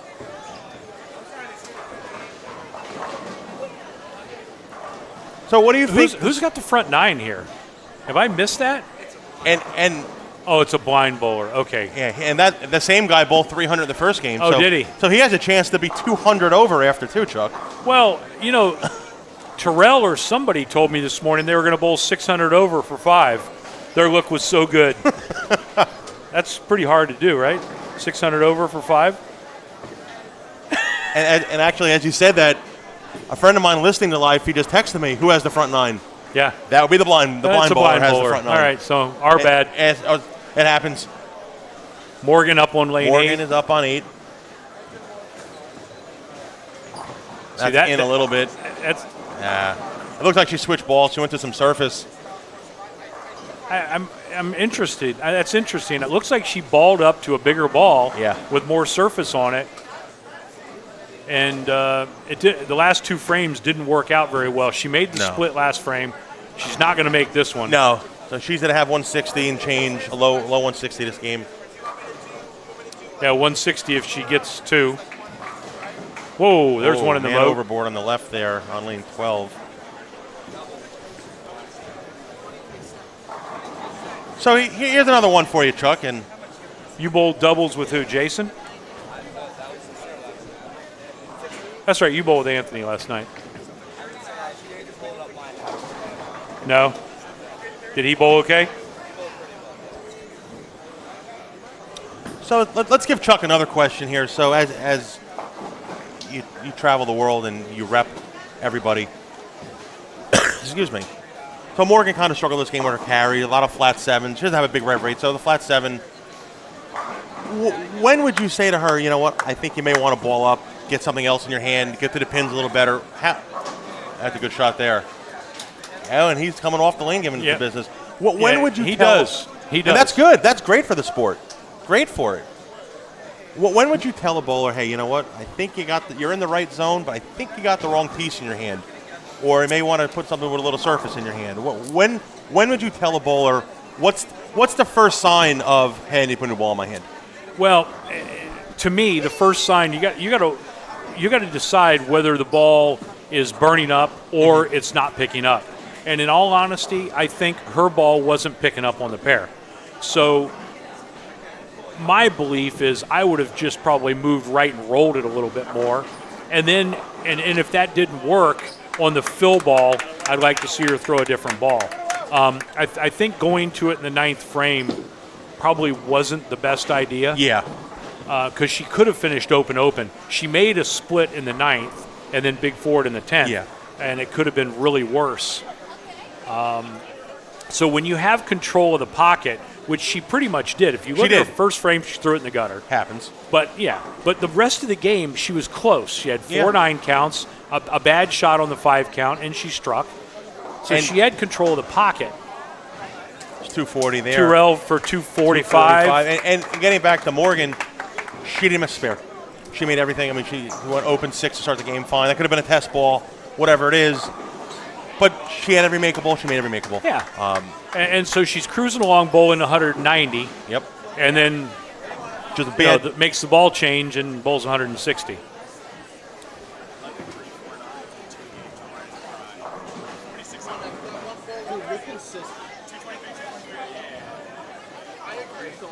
Hey, you're 46 over. Be 600 over. There it is. Again, that's the magic There number. he is. 600 over. There 600 he is. over for a 5-game block is pretty impressive without the pins. Charles said that before he started bowling, that his look is so good he's going to bowl 600 over I'll for tell 5. you what. If my kid gets to 600 over for 5 games, I think I'm going to make it to China. If he gets a 600 over for 5, I'm taking him to the craps table. Yeah, He has lucky there. He's got something. That is a trick right there. You're gonna, next game's 380, he said. 380. So- Well, the blind is 200 over after 2. So the blind is on pace. Nice job, for Trell. 500 over. Nice work, kid. So then, getting back to the whole ball question, if that's what that would be your thought. So now let's say Mr. Bowler goes flat 10, ring 10, flat 10, 4-pin. Ball not go through the pins the right way. When do you tell them at that point, hey, I'm hitting the pocket every shot. Ball not go through the pins the right way. Get something else in your hand. What's the sign? 2 frame, 3 frames. What are you telling your guys out there? I think a lot of it depends on the player, but if the player is like Parker Bohn, Parker Bohn can hit the pocket 4 shots in a row, and none of those 4 shots strike, even though it might be solid 8, solid 9, ring 7 over the top 10. Yeah, they all look like they could have struck. But if you say, Parker, I think the ball is, when it's going off the pin deck, it doesn't look right going off the pin deck. It's going off the pin deck left of the 8 pin. We don't want to see that. No, you want to see it right of the 8 pin. You want to see it right of the head pin, right of the 8 pin, if you're left-handed. Yep. So nice spare there, 5-10 on lane 9. Absolutely. To save the game. So I'm going to tell Parker, because Parker is willing to do it. Parker, let's make a ball change now, because the reality is he's so great that you know he's going to throw a great shot. You know it's still going to be on line, and you know it's still going to hit the pocket. Yeah. It's not like you're going, because also Parker being left-handed, you're not going to go from a shiny symmetrical ball to a dull asymmetrical. You know, you're not going to do that. You're going to be in that same family. In that same family. Yeah. And I think, so it depends on the player. But the league player who knows they can't are not getting it through the pins, they've got to look at where it's getting off the back of the deck and learn something from that. Okay, is it burning up? Is it not picking up? And you got to be honest about it. Like, oh my God, it's missing the spot. So, is the right answer to get a stronger ball, Or is the right answer to roll it a little bit more? Or is the right answer to shut your angles down a little bit and get it to see the mid lane a little bit more? So I think it's super dependent on the player. And that's the interesting part about being a rep is you deal with so many different personalities. Like, can you imagine? You know Ryan Schaefer, you know Walter Ray, you know Parker. So you're talking about 3 completely different personalities. So when you talk to them about ball reaction and ball changes and what they're going to do, it's different. Yeah. The way you go about it is different. Same way on our regular tour, talking to a Sean Rash versus a Jason Sterner and a Timmy Foy, like completely different conversations. And people ask me all the time, what's the hardest part about being a rep? Well, that's it. It's the personalities. The personalities and how to get your point across to help them. Because at the end of the day, my job is to help them knock down as many pins as they can knock down every time they throw a ball. That's my job. Yeah, that's your job. And you're pretty good at it. You are pretty good at it, Chuck. Well, I could be better. I can always be better. Everybody can always be better. And I'm really proud of our staff. It's a small staff. We do great things. Player of the Year on the senior tour this year with Walter Ray, won 3 times. He's pretty good. I've heard that guy Walter. He's pretty good. Yeah, he's not bad. But he hadn't won very much the last couple of years. He won 4 in a row. One of them didn't count as a title. The one in Carolina, the last tournament last year. But then he won the first 3 this year. So he won 4 in a row. Yeah. Yeah. Yeah, he had a nice little run. Yeah. Yeah, I think he really liked that Conspiracy Pearl. That's incredible. Yeah. I wouldn't know. The young man to your left has been telling me, got to throw stuff. So perhaps we'll put some B products in my hand in the next couple months and see what we can do. Are you normally a Storm guy? I was an Ebonite guy for 4.5 years, and I am no longer with them. So I've kind of branched out and started throwing some other things, and I have not gone to the Brunswick family yet. I can tell you, if you're a free agent bowler and you aren't attached to a brand, I think it is really important to throw the best balls of all the brands. And Brunswick currently has, I think, 3 or 4 of the best balls on the market. Okay. So, if you don't have a Conspiracy, one of them. I think the Conspiracy Pearl and the Conspiracy Hybrid are both special bowling balls. If you don't have a Hero and a Vintage Vapor Zone, you're missing something. There's special covers that are unique. Yeah, they're not on any other bowling balls. That's. So let me ask you this, Chuck. So we have the 3 brands: we have Brunswick, DV8, and Radical. What is the differences between the brands? I mean, obviously they're made in the same plant. They're designed by the same guys at R&D, obviously. Well, not so much. Or really? Yeah. Okay. So this is where we're a lot different than EBI. Okay. Okay. So at Brunswick, the cores at Radical are all designed by Mo Pinnell. Okay. All of them. All right. Now, our engineers assist, but Mo has his own engineer. Okay. And his name is Steve Freshour, who's super talented. He's a CAD guy. So Radical is a really separate entity that is all the cores are designed by Mo. Okay. And all the decisions on that brand are made between Mo and Phil. Okay. Everything. We give them all of the help, everything they would ever want, but they make all those decisions. Multiple streams at once out on YouTube. How long you guys are stopping? Just one stream. Yeah. Starting on 3 and 4, so I will let you guys go. Thanks for having me. Best of All right, luck. Brandon. Bowl well the next couple games, right, bud? Let's have a solid 220 or 230 this game, all right?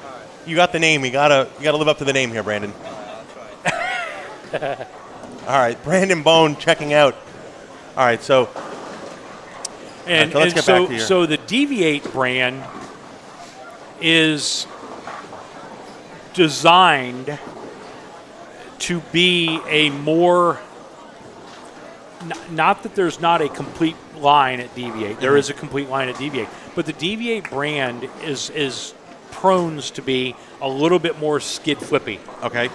A little bit more skid flippy than the other brands. So we kind of found a niche with the Deviate brand. And then the Brunswick brand is the most, in my opinion, the most complete line in all of bowling. Storm does a great job. EBI does, all the companies do a great job. But when you look at the Brunswick brand itself, we have balls symmetrical, asymmetrical, with skid flip covers, rollier covers, earlier covers.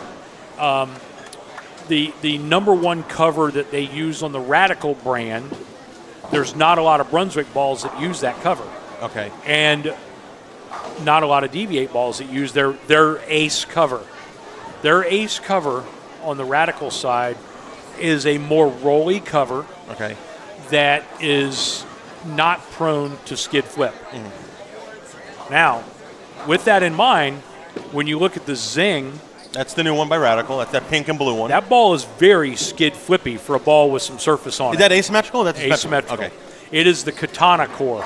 Okay, which is a proven one. Yes, it's a Johnny proven- Johnny raves about that for a Yeah, long the time. Katana Slash. Smallwood won the won the Players Championship with the Katana Slash the week it was coming out.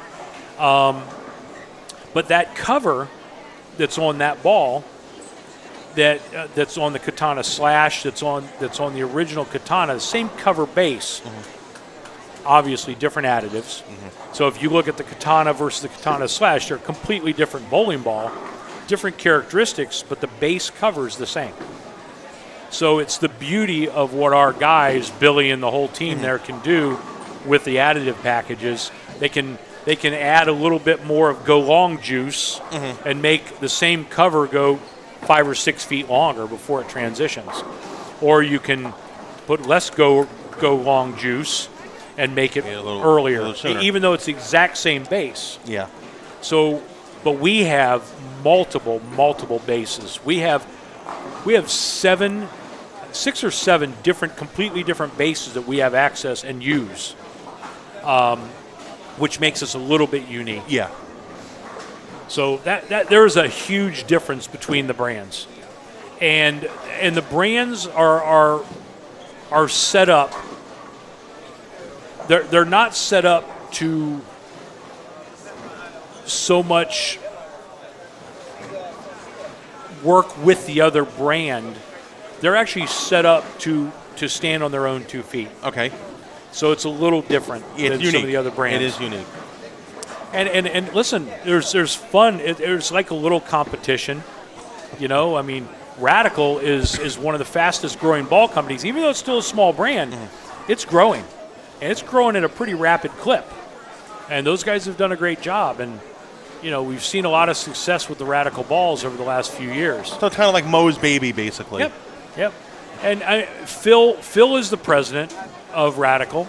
It was actually Phil's baby. But Mo has brought something super unique to it. Mo has a great following. Mo's traveling all around the country right this minute doing a seminar on the no weight hole deal. That's the big thing coming up next year. Big thing. In August of next year, you're not going to be able to use weight holes anymore. And Mo has done a lot of research to come up with the right ways to utilize bowling balls that when you're not going to use a weight hole. You get the max out of the ball without popping the fourth hole in there. Yep. So It's very unique. I interesting went to stuff. his first one. Okay. His first one was in Orlando on Monday. Okay. So I flew down Sunday night and worked with Mo at that one because our product specialist for the South, Kevin Tabron, and his wife are about ready to have their first baby. God bless him. So I think he was a little nervous being in Florida with his wife being so close. And Yep. so. But we have an interesting dynamic with the company, and it's really good. It's really good.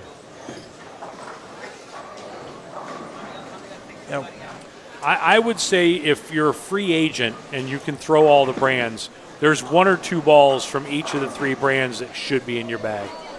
That really should be in your bag.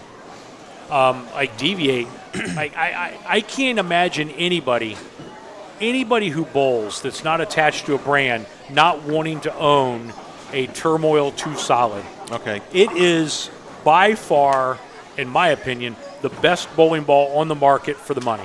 And a little bit about it. Symmetrical ACM, what is it? It's I'm not symmetrical. familiar with it, so. It's symmetrical with a strong cover. It's the ball that Dasha Kovalova bowled 300 Okay. with. And, you know, that video that CBS put up with her bowling that 300, the 12 frames of Dasha, it's gotten over 1 million views on YouTube now. Over 1 million views. But, you know, Would you say it's like a benchmark, like a first ball out of the bag? Yeah, it is. And it's not on the real strong side. It's a medium ball. To me, it's a benchmark ball. It's similar to like the Jagged Edge on the Brunswick side. Okay. But I think the Jagged Edge hybrid is very unique ball on the Brunswick side. But you know, if you have the Turmoil 2 Solid or the Jagged Edge hybrid, I'm not sure you need both of them. You know, even though the Jagged Edge Solid is probably really closer to the Turmoil 2, I don't think you need both of those Like balls. flip a coin, basically. Right. Yeah, pick one. So we had a question come in here, and this was not in the live feed. This was a text question from a friend of mine. Going to Chuck, what is the percentage of balls on tour, on all the tours, that have a weight hole in it currently? Ooh, that's an interesting question. I would say it has been greatly reduced Okay. because they know it's coming. Yeah. And there's certain players that almost every ball you drill them has got a weight hole. Have to have a weight hole. Yeah, you just want to use that little extra bit. I would say it's still probably about 50%. It's pretty high. It's pretty high. And I think we're going to see some players go through some Transition. Yeah, I think they're going to go through some transition and not be as comfortable as they always have been.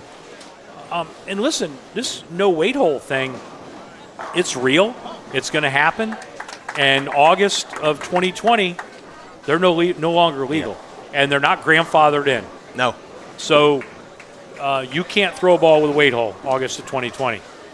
So I think it's more important as a bowler and as a pro shop operator to pick the right ball for your customer. Pick the right ball. Yeah, And pick the right layout. We were always, especially those of us that were pretty good with weight holes. Like, if you threw a ball down the lane 2 or 3 times and said, hey, Chuck, I really wish this ball would do this, more or less, I could put a hole in it and make it do whatever you wanted it to do. You just tell me, where do you want it to see it more? Where do you want to see it less? And I could make it happen by where I put the weight hole. of course. Now, I got a lot of experience with weight holes, and I've had the luxury of tinkering with some pretty good bowlers, right? I mean, Yeah. You can say so. you're You're not playing with Tom Smith, the league guy, the 190 Monday league bowler. You're working with Parker Bohn and And Walter Ray. the Walter Rays and Sean Rashes and those players, and if you miss on a ball, is that Jake Diaz got the front 5? Yes. We're going to switch over. Well, little Jake is a tremendous young man. He's also a Bowl for Life scholarship winner. Okay. And he won the Eliminator last night. Did he? The first Eliminator he won last night. The young man in front of him, when it came down to only 2 left, the young man in front of him got 8. Okay. He had to get 9 To to win. win the Eliminator. And, man, the video, someone got a video of his shot. It was... He aced it. Yeah, it wasn't his best shot. Okay. Wasn't his best shot because he was so amped up. But it was good. It was okay, and he got 9. Got the job done. Yeah. But he was so excited that, it wasn't his best. So you learn how to control that as you get more experience So let's touch doing on that it. one. So I'm going to ask you that question then. In my opinion, and I've been around bowling for 33 years, I've watched every aspect of it.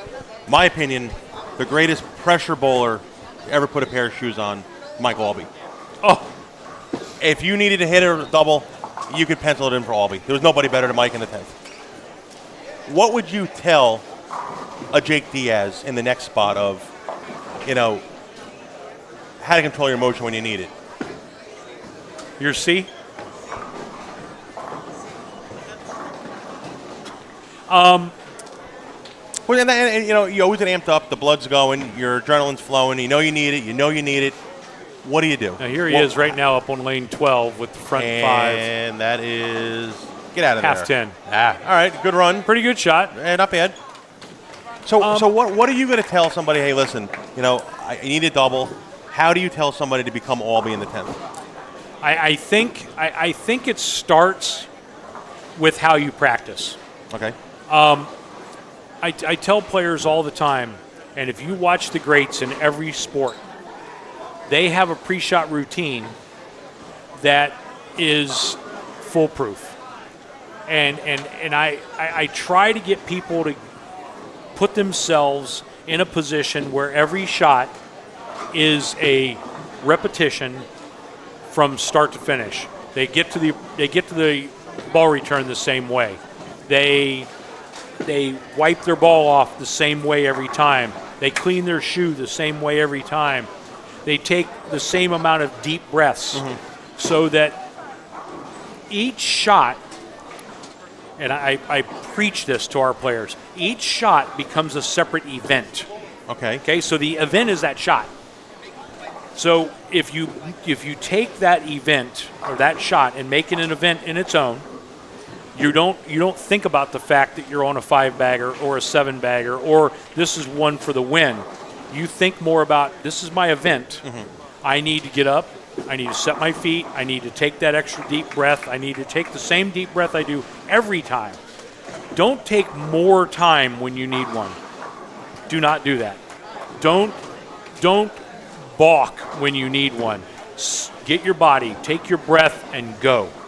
And commit to that shot and commit to that event. And if you learn how to do that, if you learn how to compartmentalize every single shot as a separate event, that's what Mike Albee was so great at. That's what Parker is so great at. Because especially, and I tell this, my son's left-handed. Okay. And I explained to my son at a very young age, you're never going to be a tour player. Okay.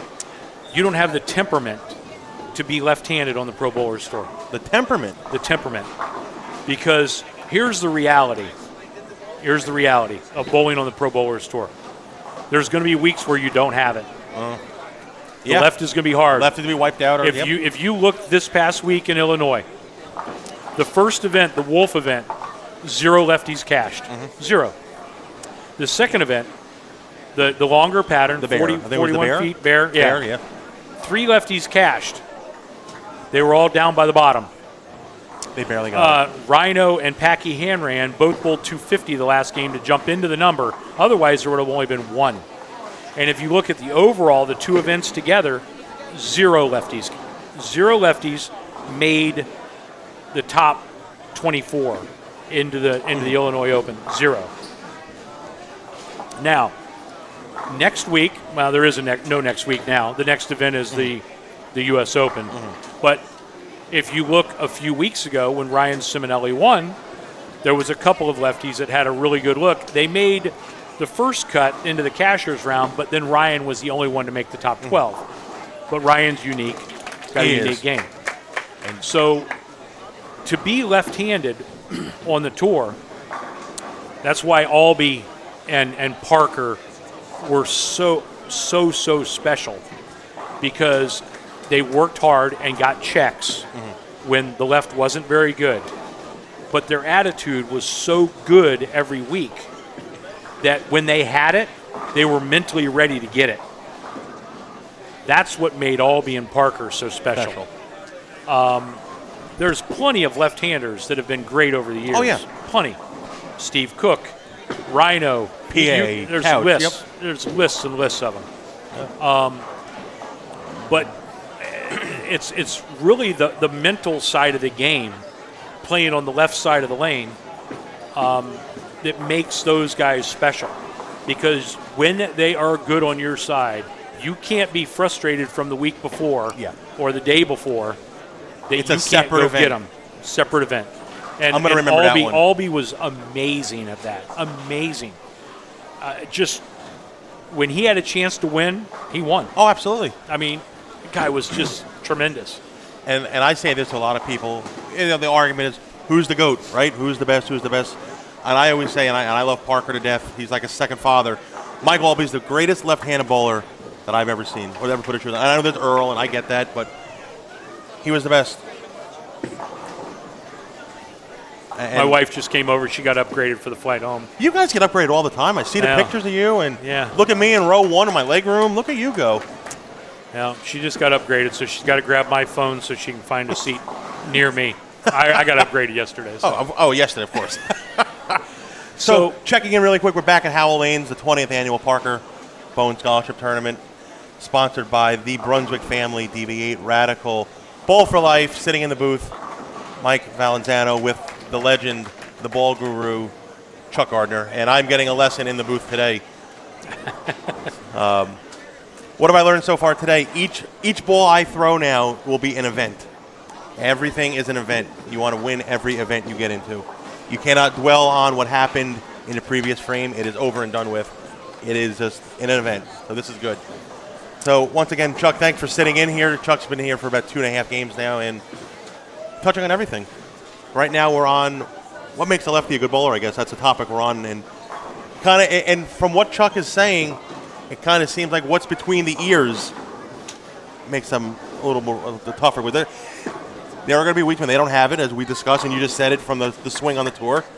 But when they do have it, they got to be ready to take full advantage of it. Absolutely, absolutely. And listen, if you put a gun to my head right now, and you said, all right, you need to pick 3 players that you want to throw a strike for you for your life. For your life. Okay. 2 of those 3 players are left-handed. Yes, they are. And I think we're thinking the same too, actually. probably. Yeah. So, but, for me, even though he has more seconds than first, Walter Ray still has to be in that group. Because and I know that if Walter Ray needs a hit, he is not missing the pocket. No, he's getting it there. He's getting the 9. pocket. If he might not carry. Yep. He may not carry, but it's like when Johnny, he's on the Brooklyn Styles team. Okay. And, Norm, Walter Ray, and Pete are the only 3 seniors that are still in there on those teams. And, you look at that and you go, well, they're all 3 pretty good. Yeah. And, Johnny uses Walter Ray as his leadoff guy. Well, you're not going to get a better read. Chuck's getting more upgrades. Oh, goodness. I'm so lucky. Well, it's because I travel so much, obviously. Yeah, I've heard you go around the country and the world a lot. Yeah, yep. I was diamond with Hilton by March this year. So I've got that's gotta hook a lot. Oh, that's got to hook a whole bunch. All right. Well, he's lucky. That one stayed on the lane there. So He's got a solid game going. he does. Got 182 in the 8th with That's 230 to the wall there. Yep. This was a unique one here on 10. Two-hander, right-handed two-hander, throwing I don't want to say reverse backup ball, hook. reverse hook. Yeah. Reverse hook. Yep. Not a backup ball, it's a reverse hook.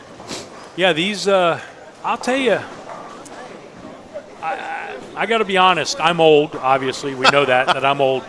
And, but I'm different than a lot of other old people. And spare there. I'm a little different than a lot of old people. I'm not anti-two-handed. I think it's using a tool I think it's figuring out a way to be the best you can be. And I've seen a lot of people that physically threw it wonderful, but they weren't great winners. Okay. And if you can do whatever it is you do to become a great winner, Who cares? who cares how it gets there? You get to the winner's circle. It Yeah. doesn't matter how you get to the winner's Yep. circle. So, bowl your best. And if the two-handed revolution, because I think it's a revolution, It is. if it brings positives to our sport, it allows people to compete at a higher level that maybe not been able to. Maybe they're slight in size. Maybe they're not as athletic.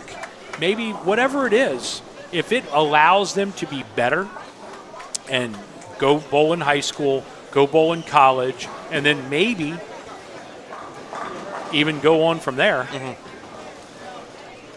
mean, look at Anthony Simonson. He's 22 years old. And I encourage people on September 4th, you can send me a bunch of birthday money because it's my birthday. But on September 4th, there is a story coming out. Documentary. Documentary about Anthony Simonson's life growing up on Flow Bowling at noon Eastern Time. I encourage you to watch it. It will give you a totally different perspective of what it takes and what that young man's been through. Yeah, he's been through a lot. He's been through a lot. He's 22 years old, and he's already Hall of Fame eligible. Yeah. He's the youngest ever to become Hall of Fame eligible, ever, in the history of our sport. That's pretty good. It's pretty amazing. Yeah. Pretty amazing. He's got 2 majors and 7 titles. And more to come. Oh, way more to come. A lot more to come. Heck, he might win tonight. He may win tonight for all we know. He may win tonight because he's the leader. With 8 to go. With 8 to go, and So we're talking about the two-handed revolution, and we're talking about the greats and whatnot. And I know you spent a lot of time with this guy, but when I saw Walter Ray bowl 300 two-handed, I took it. You're laughing at me right now. They can't see that. You're laughing at me. I took a step back and I said, OMG, yes, this guy is just on another level. yeah, he's a freak. So how long did it take Walter to get to that point where he was able to feel comfortable in competition to go to two-handed? That was Well, and was that a decision based on him? Did he say to himself, I got to figure out how to compete still? Or was it just, I'm bored, I have 40 titles, I want to do something different? okay. That's a great question, and I will tell you my answer to it. And I don't know if it's 100% correct. It started out that I'm a little bored, and I want to see if I could do this. That's how it started. But he realized in a fairly short period of time that he was okay at it. And I think what's happened now is he's realized he's really getting good at it. Okay. So is this something we could... No, we couldn't. And I just showed Chuck a video for people that are wanting to do a little pause there. I have a video on my telephone of Parker throwing a ball with 2 hands. And so back to Walter. Yeah, way back to Walter. Way back to Walter. Yeah, he has worked. I mean, it's literally been a Shot couple for of Jake years. Diaz there. He's at about 230 this Yeah, game. 232. 232. That's a big game there. Good job, Jakey. Oh, where you at, kid? Brandon Brandon's Bohn done. back into the booth. Brandon will be on What is that? 240? 9:10. No. Oh yeah, 214. No, I had 194. I'm consistently getting better every day. Who are you, Z? Yep. Oh, I thought you said okay. Yeah, hello. 194. You're just getting ready for the last couple. Bowl about 750 the last 3, and Oh, just like Charles. that's right. Why not? I can do 600. So I can't hear. Brandon, where are you currently sitting? What are you at after 3? I have a minus 20. So you're basically both 200. You both even that game, basically. 194. 194, all right. Cute game. I had 4 strikes. 4 strikes, all right. Brandon and I practice a lot, Chuck. We practice a lot here, and he does things with a ball, and he's a hard worker. I don't anticipate Brandon not finding a way to get to plus 30, 40 for the day here. He'll find a way. Is I that going gave to be you a enough? compliment there, Brandon. Is that going to be enough?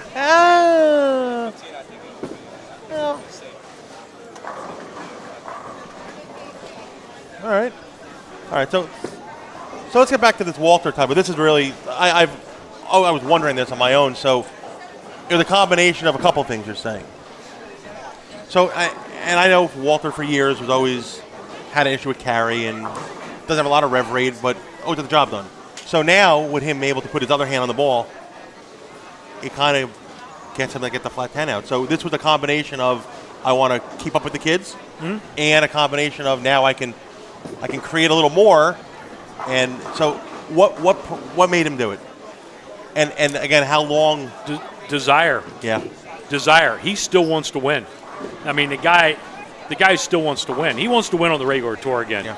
It's like he wants to win on the So regular is tour that again. the one guy in all your years out there? Is that the guy who you say that's the hungriest to win, or the most desire to get back to the winner's circle? Is he that guy? I would say when Parker went through his dry spell before he won the World Championships, Parker was that hungry. Norm Duke went through his dry spell before he won these 2 this year. Norm was that hungry. Yeah. Yeah. At 54. Yeah. And I remember I asked your father, Brandon, I said, how was that? And he goes, Norm is sharper at 50 than he was when he was in his 30s. And that just shows how good, how good is that? Yeah. The guy is 54 years old and he's beating the kids, the two-handers. I mean, that speaks for itself. And, everybody always said, the greatest debate was always who is better, Walter or Weber. Well, that's a great debate to have, but how don't you put Norm Duke in that equation? How don't you put Norm Duke in that sentence? The guy is a phenomenal talent. He's won. He's got 40 titles. 40 now. titles. He's won with urethane. He's won with resin. He's won playing the 6 hour. He's won playing the gutter. And he's won in his 50s against the kids back to back. Yep. Majors. I mean, how don't you categorize or put him in that sentence of the greatest ever on the Mount Rushmore of bowling? Yeah. Hi, Sid. Okay. All right. I just got beckoned to a pair. Where are you going? What pair are you going to? Right here? Okay, I'll stay right here and help you. So we are graced with the presence of 2 Bohn children this Yes. game. So we're going to have Brandon will be on one of the live pairs. Sydney Bohn will be on the other live stream pair. She's going to be on 9 and 10. 9 You're on and 7 and 10. 8. Oh, you're on the same Oh, you're pair. crossing with your sister today. Oh, yeah, just quite fun. Oh, yeah. It's just lovely. So is it because you get a little bit jealous because she's so much cuter than you are? Or? My looks are just not there. Well, not compared to her. I mean, you're a pretty good-looking kid, but She looks like a stick.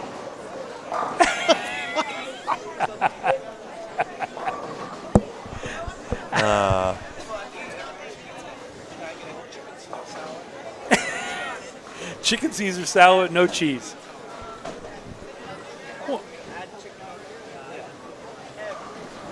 Well, the cool thing is we're going to get to see on her pair something really unique with her outfit she's wearing. All right, so what is that? So What do you think about that? I don't know what we're looking at. Chuck hasn't filled me in yet. Yeah, check out Sydney's outfit. Oh, is that the unique thing we're talking about? Yeah. It looks like a dress. It is a dress. It's a dress. It's a bowling dress. A bowling dress. Marion Ladewig has been revived, Chuck. That's a pretty good shot there. Very good shot. And I think you should do that again. Yeah, I free do. advice. I think you should do that again. And by the way, your outfit's the best outfit out here. The best.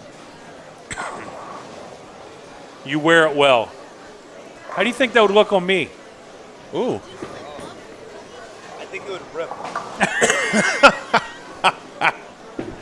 I probably have to get a bigger size. So you're talking about rips. Talking about rips? So I'm gonna give a funny story to Chuck. So in 2007, Will you strike, please, Brandon?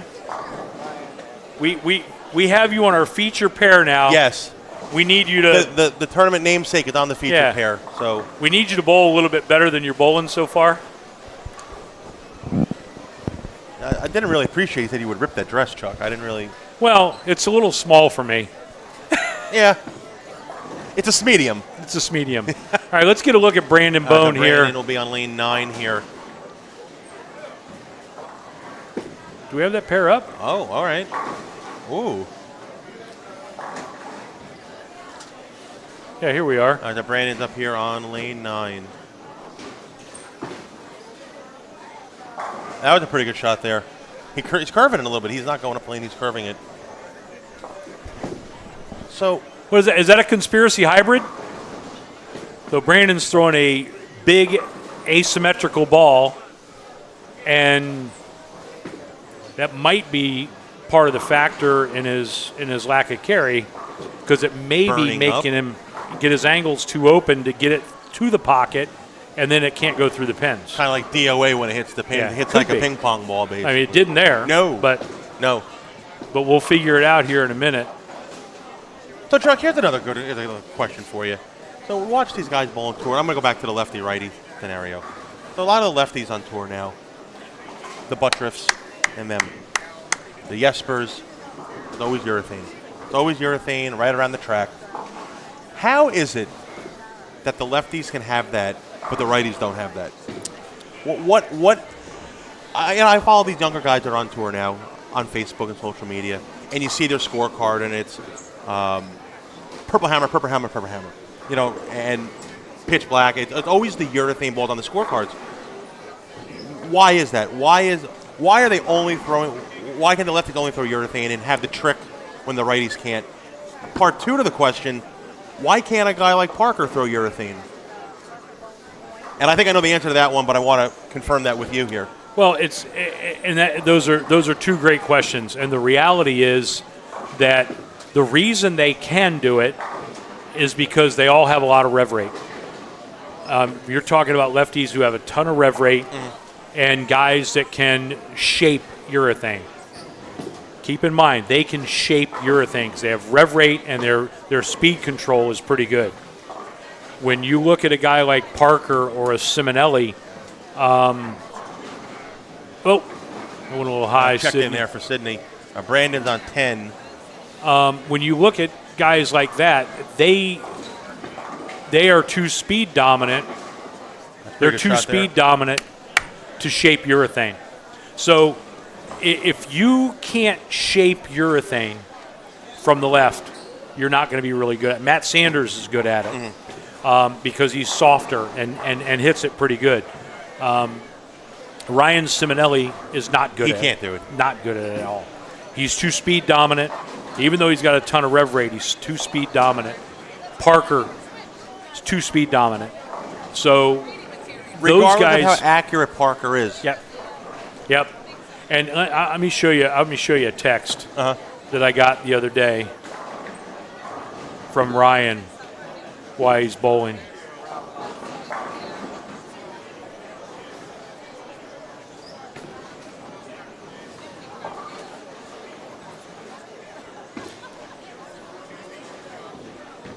You know, Yeah. Ryan sent me a text. He, frustrated with the lefties because he's got to follow them.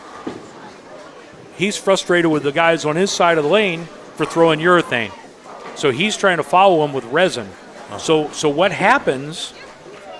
And he's not saying anything bad about anybody. It's just frustrating. It's a general statement, and that goes back to who you're following, who your cross is, and whatnot. And that was always you could find out if I'm following a big rev guy like back in the day, Robert Smith, or a stroker, or like a John Handiger or something like if you're on the senior tour years ago, going back any further.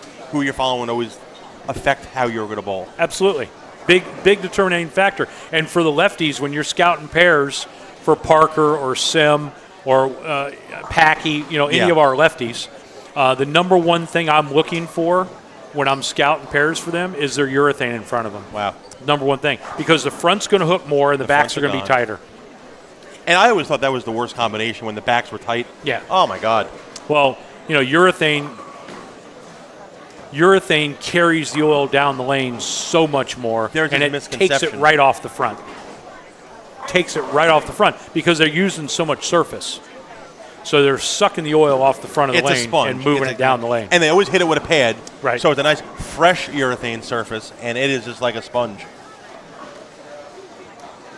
It's how the game has been different. And that never really played into, oh, boy, that's going to slide, and 8 out. All right, we're going to give a little advice Chuck's going to to give a little Sydney. pointer here to Sydney on that one. Just work on what you were working on with Coach Borden.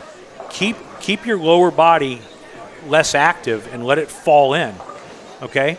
That's the difference between the first shot and that shot. You just popped up out of that one, and just your hand didn't stay where it needs to be and roll it.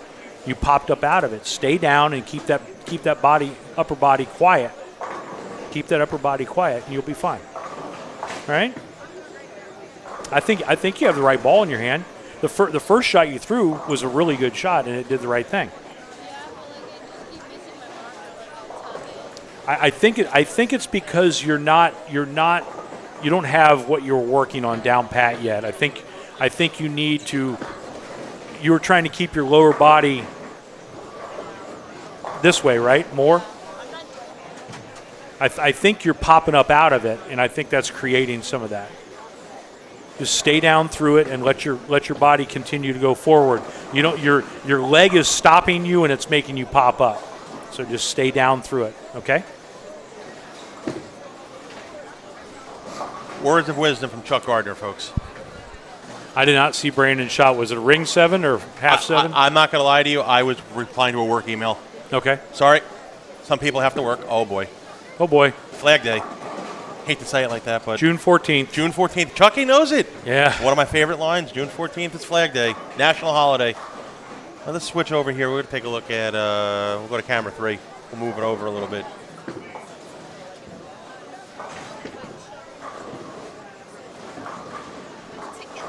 And that never really was the case back in the day with urethane when it was prominent. You didn't have to worry about the heads burning up or whatnot. Everything was different. The patterns were different. The volumes were different. Never had to worry about it. And you really didn't have to worry about who you were crossing or who you were following pair to pair. No, because the bowling balls didn't affect the lane quite as much as they do today. Now you got bowling balls that flare. Yep. Much better shot. She may need to move a little right. Yeah. This is the young man from Germany.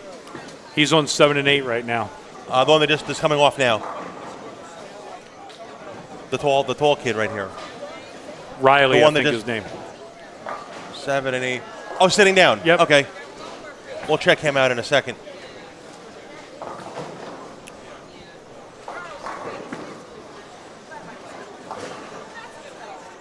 That was a better shot, right?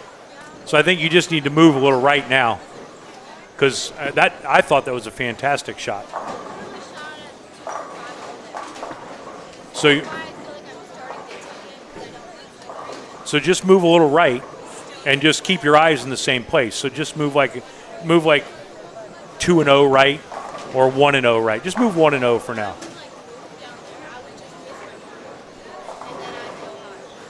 Well, that's not good. That's not a good combination. You don't want to do that.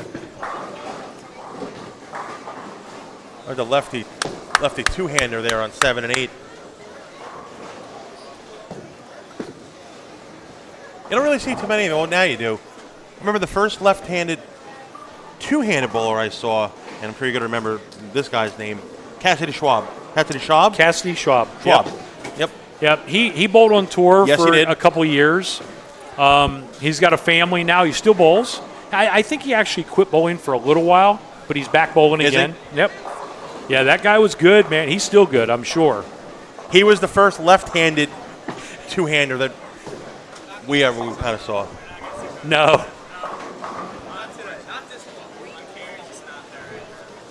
Did you have 230 again? So what are you, Chuck is now taking 120 questions over? from some of the participants. 90 over?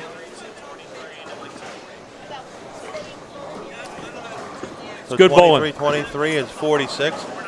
So he's around 90 over. He's around 90 over. Yeah, he's 90 over for 3.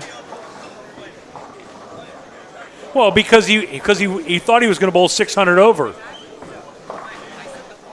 He has a long way to go to get to 600 over when he's currently at 90 for the block. But we can get there.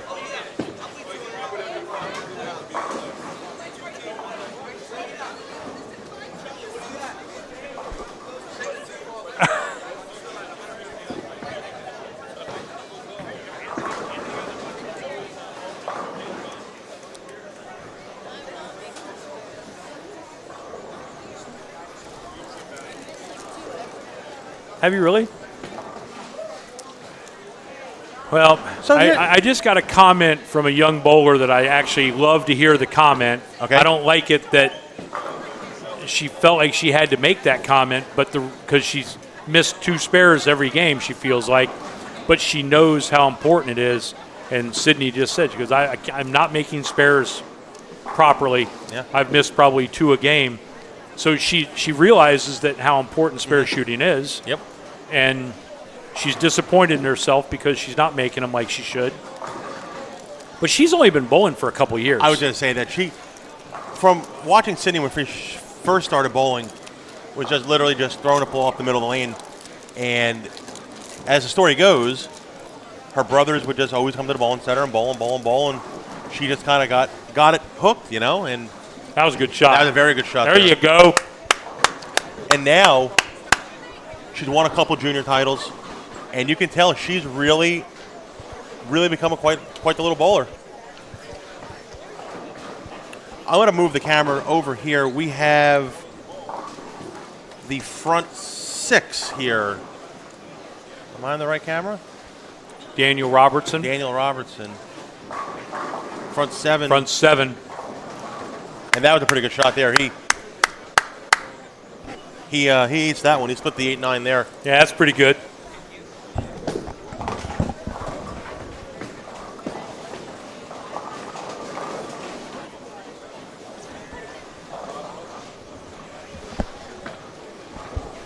Oh, God, I love these kids.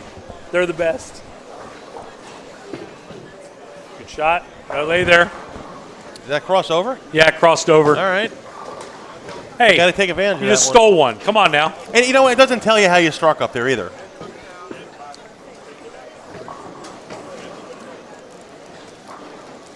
That wasn't a really very good effort on that 7-pin. Oh, yeah, I chucked. That you were Chucky Flinger on that one. Oh my. Right across the right shoulder. The one thing about Brandon Chuck is he doesn't hold back. He doesn't sugarcoat it. He tells it how it is. Yep. Good, bad, or ugly. He just lets it fly. So here's another one. So as we're watching today, and we watch more bowling, modern bowling, 21st century bowling. It's always, and we talked about this before. Urethane.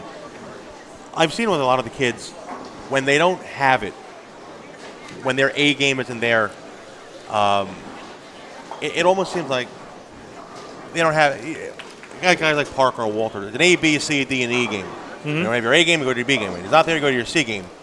A lot of the younger guys, younger bowlers now, they don't have a B, C, and a D game.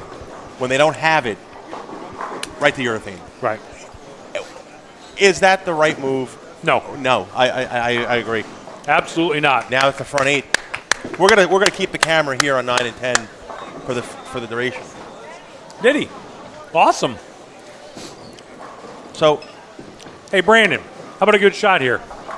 so why is that? Why is it all of a sudden that is when I don't have my A game, I'm gonna throw urethane?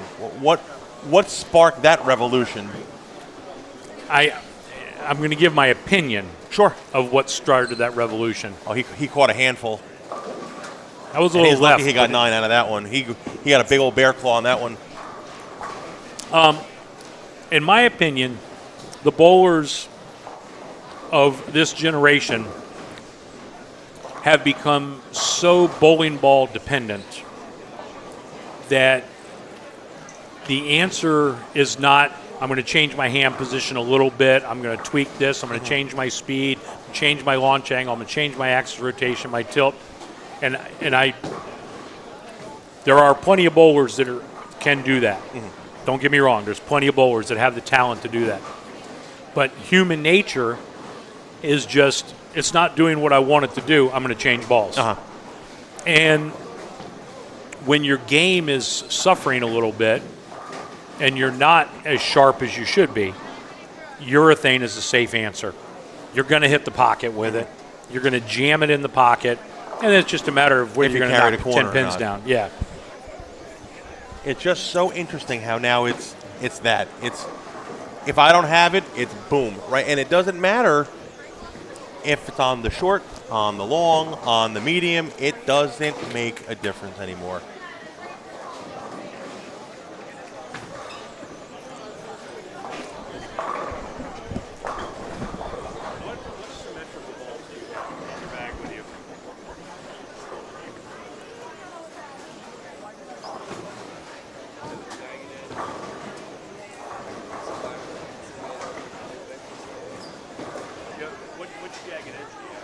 All right, so we have the front 8 here. This is Daniel Robertson here with the front 8.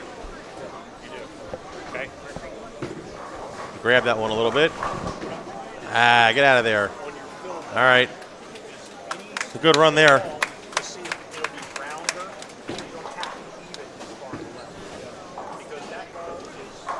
So with the spare, he will have 279 working this game as a large game.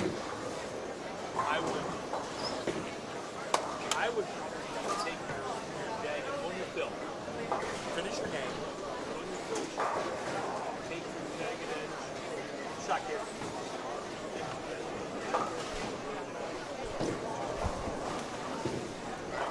From that same zone, just move like 2 and 2 left. So, Brandon Robertson has flat 10 on the front 8.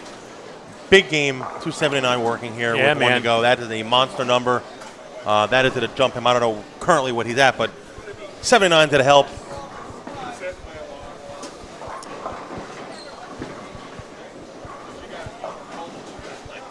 Got out of trouble on that one. So, do you think the bowler from today, that's a good shot from Sydney, if it tips a little bit, and that's the bucket. Getting back to she shot the 2-4-5 so many times today she can't count it. Oh, God.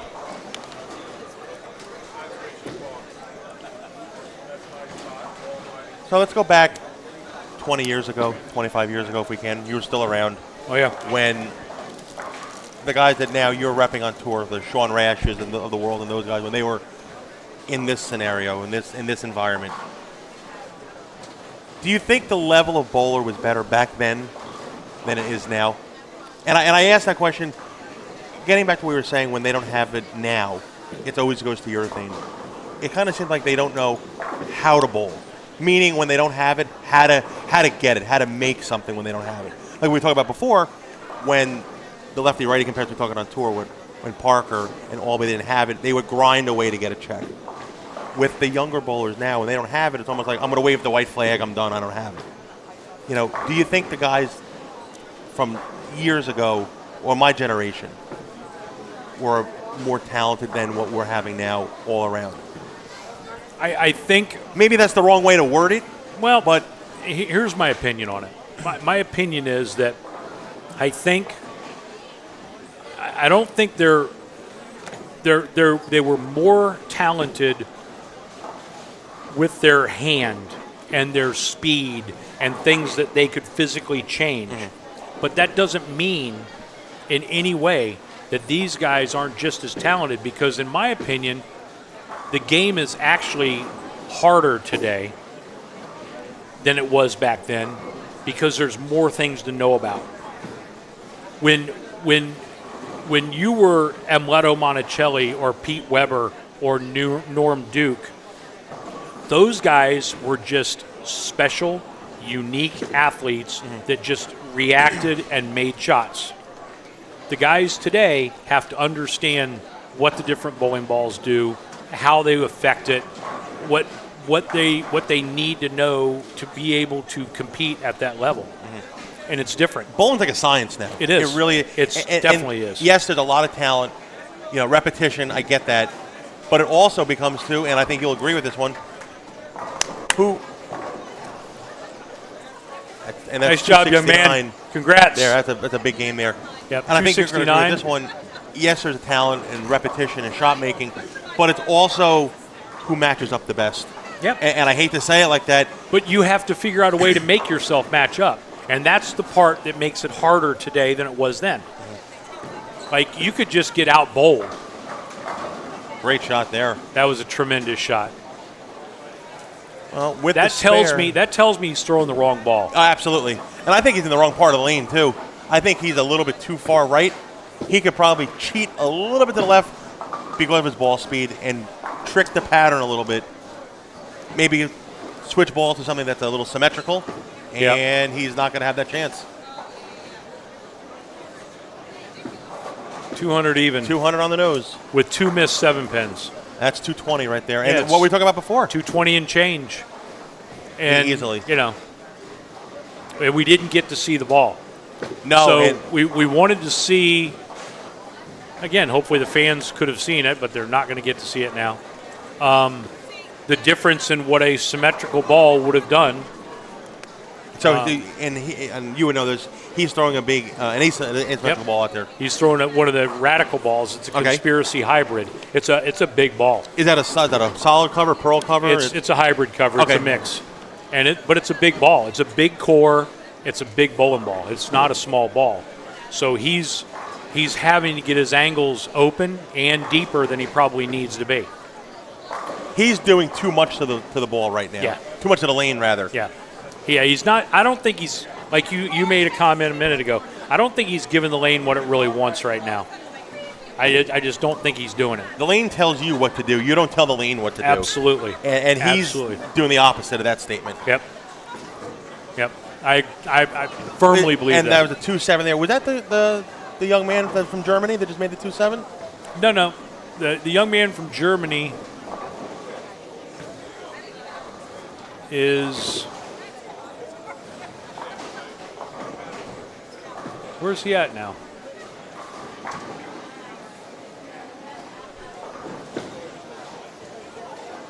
So we have another question. Excuse me, that just came in. You're running a tournament. You're a tournament director, something like this, or your tournament you're going to have in the winter. Do you announce the pattern? Are you an advocate of announcing the pattern, or are you just bring your arsenal, bring 20 balls, and shoe up and bowl? Well, what are you? What are you an advocate of? I'll be honest with you. I don't have a strong opinion about that at all. I think we as bowlers have become a little bit too dependent on knowing what the pattern is. That's the shot young there. guy That's from the Germany. one. Yep, So he's out for 248 this game, he is. and he's a left-handed, two-handed lefty. That's the young man that's going to Weber. He's going to Weber. Oh, he throws it pretty good here as well. This He does. Is, lane 8. He throws it really good. Yeah, He's a local guy, too. Parker. Parker's from near here, isn't he? Yeah. Must be the name. He's named after Parker Bohn? He's There you go. named after Parker Named Bohn. after Parker Bohn. Wow. That's pretty cool. All right. Throws it great. Yeah. Throws it great, too. Yeah. So he's a Jersey guy? Pennsylvania. Close enough. So we as a bowling community, you think we're too dependent on knowing what we're walking into? Yeah. Yep. Because, like, Harry Golden was our tournament The director. Goose. Oh, yeah, the Goose. He was our tournament director for many, many years on the PBA Tour. And I will tell you that there were times on the PBA Tour that after practice session, they would change the lanes after practice session. Lenny Nicholson would do that? Yeah. And even not just Lenny, other people. But what was neat is Goose would tell you in the locker room, hey, we didn't like what we saw. We made a couple minor changes. Now, pattern's not posted anyway. Yeah. We made a couple minor changes. Let your ball be your guide. Was his favorite thing to say. Let your That's a ball great line right be your there. That guide. is a really good line. Yep. And so you know, growing up in that environment, like we didn't have named patterns. No. I mean, that all started with the PBA. With the new PBA yeah, pattern, when ABCD, right? When they decided they were going to have initials on them, and then they decided the names, and they had the cheetah and the scorpion and the shark, and so all those things happened, and now the Kegel patterns are like most of them are named after countries. Countries, yep. It's unique, it's cool, but I think there was a comment on this website for the Parker Bohn Scholarship Tournament. Someone was complaining that they don't know what the pattern is yet. And I sent the person a private message, and I said, hey, are you guys bowling? Yeah, we're bowling. I said, okay, well, see you here. Yeah. We're going to have practice session on Friday. Come practice on it. That's the best way to do it. That's the best way to do it. And I can... Not posted about 6 different Yeah, it's everywhere Another now. great shot there It's from everywhere. Parker on lane 7. And what is... I can tell you that the tournament that we're going to have in November, the first 2 patterns, pattern 1 and pattern 2, they're going to be posted, and you can practice on them. Pattern 3, there will be no practice on that pattern. None. So the pattern you bowl on Sunday, you're not going to bowl on it. You're not going to practice on it. We will post it, what it is. It's a Kegel pattern. It's fine. It's not one of those ridiculous scoring ones where you can't average 190. You know, Great shot there again. Parker's going to put up 230, 37 if he goes for the fill ball here. Yeah.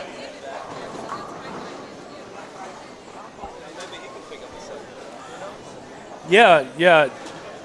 We probably could have bowled 220 that game. 220 and change. Yep. And a fill ball. Had we made a couple 7-pins. Brandon, we Chuck and I have established that our favorite day on the calendar is June the 14th. It's a national holiday. Chuck, want to inform our young friend what June the 14th is? You don't want to know what June 14th is? Dad does. Let's see. He's We're going to ask the Google. phone. We're going to ask Google. Okay, Google, what holiday is June 14th?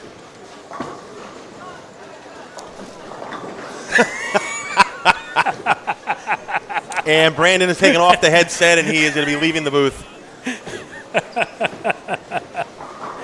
Well, you know what? Brandon's got a great attitude, and he can put up with anything. I'll give you a story about Flag Day, Chuck. And Brandon I think Brandon was in the building for this one. So as I said to you earlier, I bowl league with Brandon's mom, and every once in a while, when she's not here, Parker subs with us.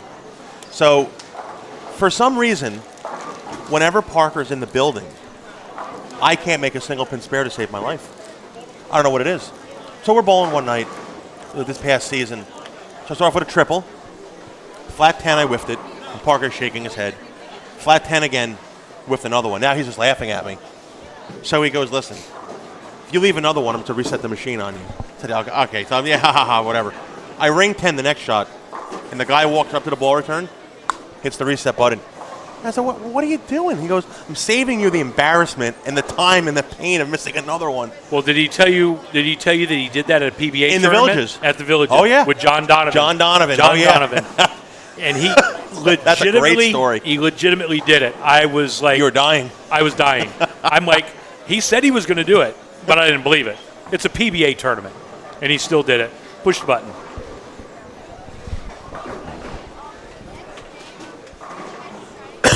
So we are 4 games in here at Howell Lanes, the 20th annual Parker Bohn Scholarship Tournament. In the booth, we have Brunswick Tour rep and bowling legend Chuck Gardner. And in the booth, we have participant Brandon Bohn in the booth, who is currently still sitting around minus 20 with a game to go.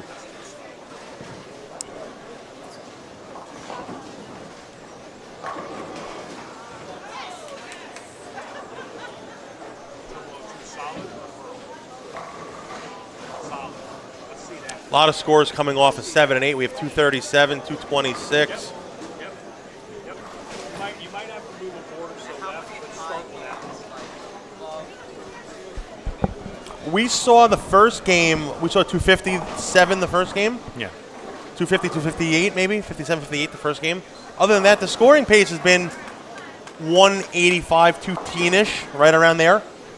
And honestly, between us, it should be a little higher, but there are a lot of stuff left on the deck. A lot of missed single pins, a lot of missed makeables. Are those the only 2 missed makeables you had? No, can't be. Oh, that's good. But again, Well, we had 237 that game. That was Parker. Parker had 237, 269 here. I mean, even Brandon bowled 200 that game. Yeah, well, mistakes happen. But the scoring pace is, for this kind of an event. So you need 250 this game, right? 240. Now, Brandon, That gets you in the cut, probably, right? You can re-enter, correct? You can re-enter.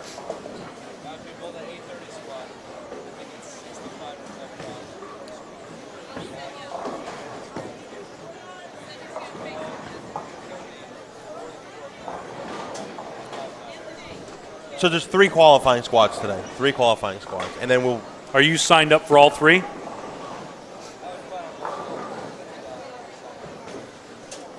Well, isn't the 12:30 already full? The 8:30 was full too. Yeah, but I think the 12 o'clock's full also, isn't it?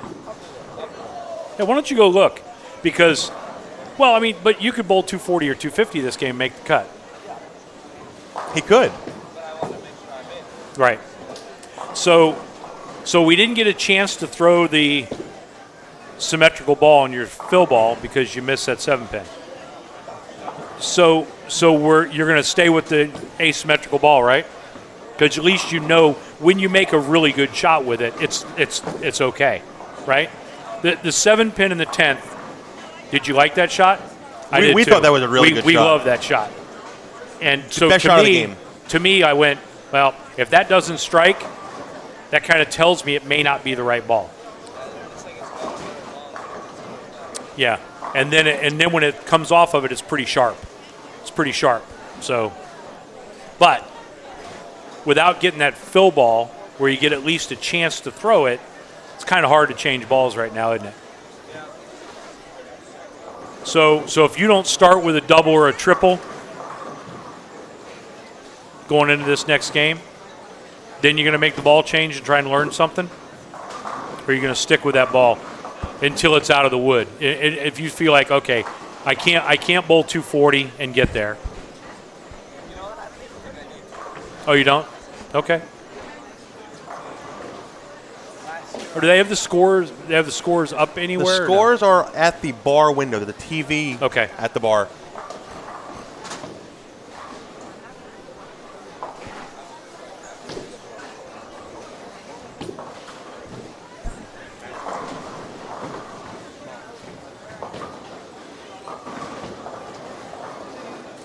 Oh, Flag Day came up. Camera is there. Yeah, I know. You have one of those fancy iPhones.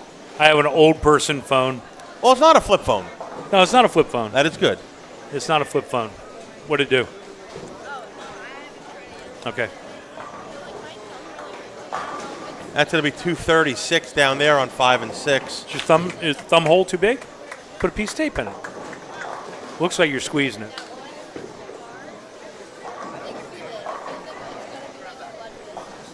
It could be. It could be. You sure your thumb's not too big and you're squeezing it a little? Okay.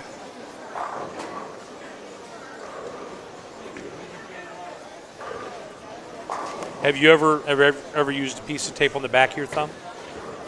Yeah, just on your thumb, like what your dad uses.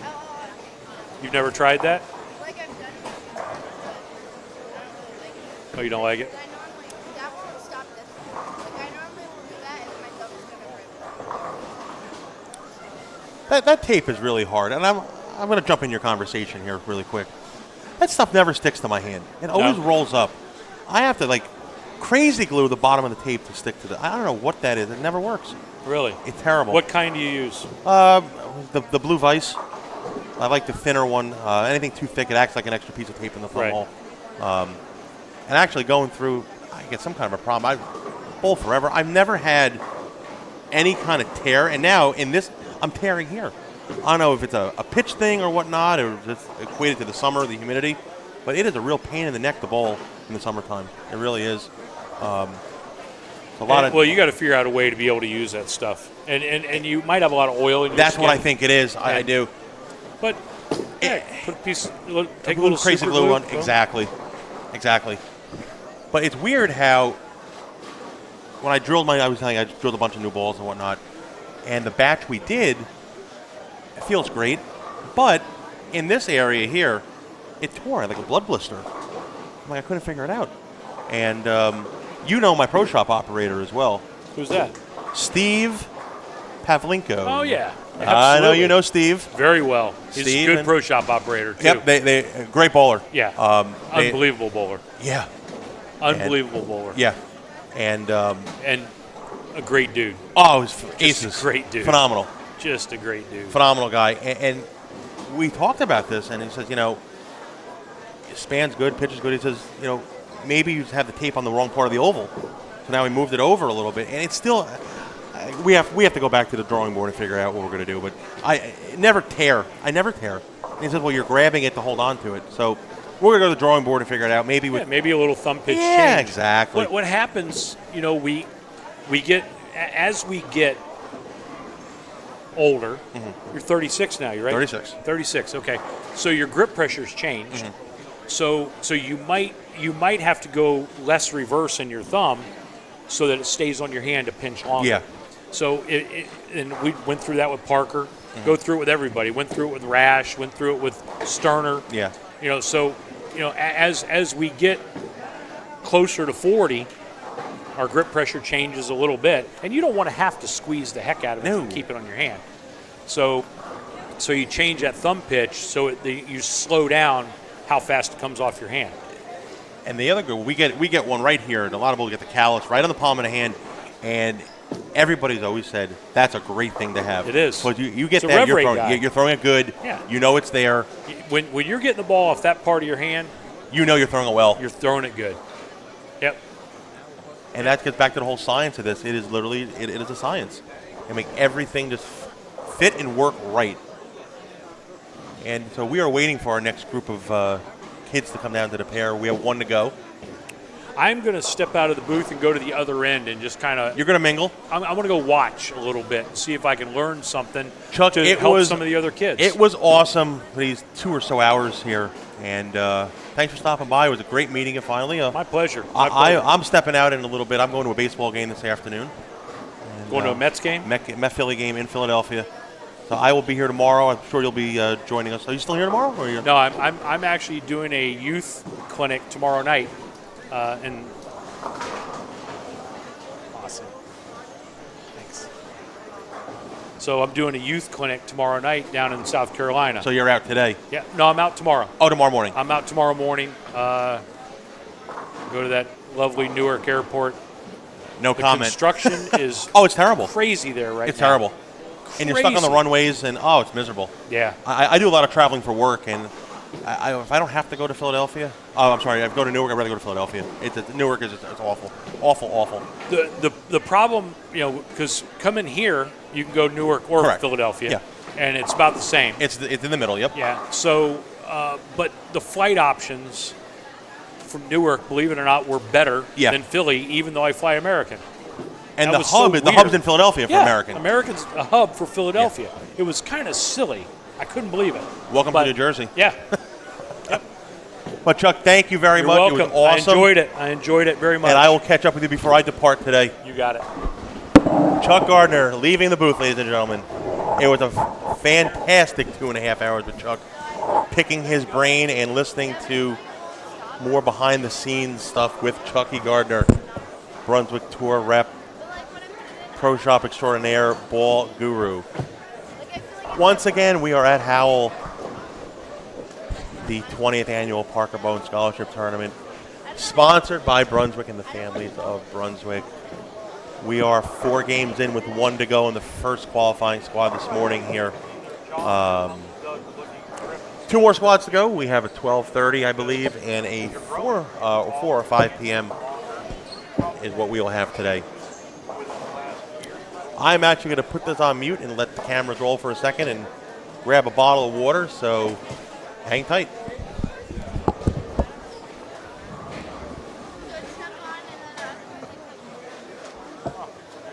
So, man, that was awesome. Enjoyed it. Yeah, it was cool, man. I don't even know. I mean, how many people were on watching? There's like 40 people involved. Really? Yeah. It's not bad. So now, this is off. So, what in your line is like decent, like benchmarky? You know, I was there shift for 4 years. And it's really good, but it became like it was the same stuff. They made stuff that was the same shape, and like They all do the same thing. yeah, it kind of seemed like and all the brands are like And Tommy Jones, one of my best friends. Okay, and he's, he just doesn't have anywhere else to go. Yeah. And they can pay him what he gets paid. That's it. Well, in Same that with case, Bill. it's different. Same with Bill. But that's a different animal, you know. And it's like, okay, they release 6 or 8, all the same freaking. I know. They do the same thing. The shape's the same. Like, there's no diversity. That's why, like, it's just not. I don't like aces and balls. They burn up a little bit. And you can't make a symmetrical ace. You can't do it. So what do you want to do? Like, I want to explore my hobby. So what do you guys have, like, different? And it's different. Hero. So what is that? A hero is a symmetrical ball with a vapor zone cover on it. It's badass. Parker swears that vapor zone is like the new one. He swears up and down. Like, is that in your line still, or you just get Oh yeah, no, it's still mine. They're not the solid one, the new, the original one. The original, the vintage. Yeah, that's the one, correct. Yeah, it's still in line. Now, and the hero is symmetrical core with that same cover on it. Exact same cover. We didn't change that. It's the new. Yeah. It's the new. Yeah. I mean, it's badass. My brother. Hi, Travis Sparks. Mike Allentown, how are you? I run the DBA shootout, and this guy helps me a lot. They have a game to go, right? Yeah, Bohn last game now. Yeah, let's put a sweatshirt on. Like, what the hell is the thing? You know, they got a game to go. But I would drill a Turmoil 2 solid, a jagged edge hybrid, and a hero. I would drill those 3 balls. That's like your start. Yeah. I got one here. You know what's funny? Both of the boys, when we practice a lot, and they always say the radical stuff is the best technology in free. Some people think that. I mean, Because of what it, like, who's running it. Yeah. Mo's just unique. So in the radical side, You got it, buddy. I think the Squatch is special. Yeah. I think the Zing is special, and I also think the Conspiracy Pearl is special. I know you guys always had that BS line of your stuff early. They always like really. It's not like that anymore, right? It's not like that anymore. If our biggest problem is our stuff isn't early enough now. Really? That's why most of our guys use a lot of the radical stuff, because it is early. The radical stuff is earlier because the covers are earlier. It's what they do. So all the radical stuff is a little earlier than the Brunswick and Deviate stuff. The Deviate stuff is the cleanest and most angular of our brands. Okay. No question about it. No question about it. The Deviate stuff goes longer, just more down lane. Brunswick has both. Like our only Brunswick ball, the only one that has the radical cover on it is the Tenacity Gray. The one that Dasha won the Queens with. But it's the only one that has a radical cover on it. The only one. And I get a little frustrated with our guys. I'm like, that stronger cover, that earlier cover has a place. Yeah.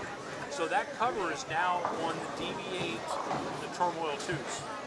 So the Turmoil 2 solid has the radical cover on it. The same radical cover they use. Almost every radical ball has that cover base on it. Almost every one. It's a winner. It's a winner. It's a winner base. It's a super winner. It's really good. So, but I would drill those, without a doubt, without a question. Just talk to Parker, see if he can hook you up with a couple of these. I appreciate it. Yeah, I can't. I I Might need to give you a holler. I'll catch up with the president. Nice talking to you, buddy. Wanted to say, I subscribed this week. Great job Thursday night. Oh, I watched the final match Thursday night. yeah. Not bad? I used to work in radio and TV. Okay. I don't know how long I've been running tournaments. This is excellent. Yeah, this is pretty cool. It's not bad. We have a little bit of technical difficulty this morning, but not bad. Everything is pretty good so far. Thanks, bro. Thank you very much.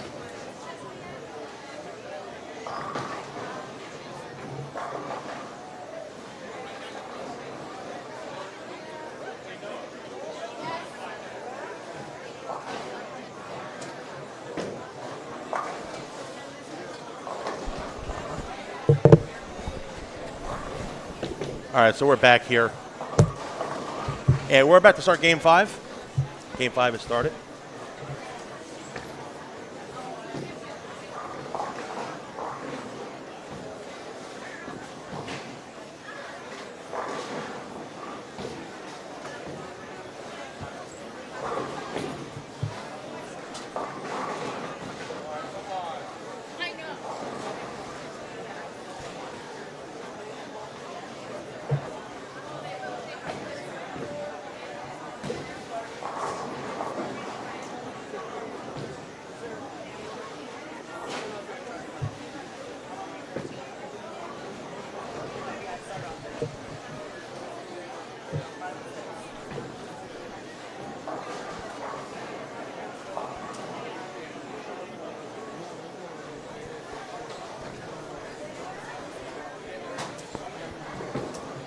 All right, so we are starting Game 5 here. We had the feature pairs from 5 and 6 through 13 and 14.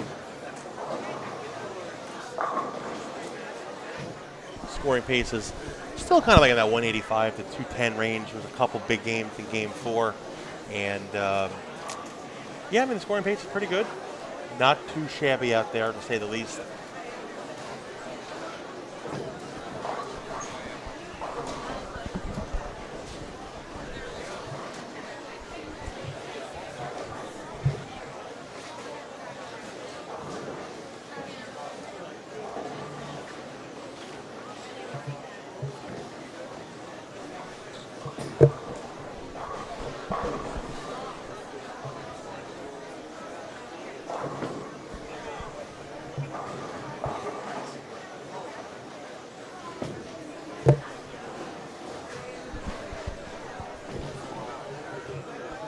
So we look here, we're going to move the camera over to 13 and 14. This young man is from Germany, who we were talking about earlier. Oh, good shot there, weak 10.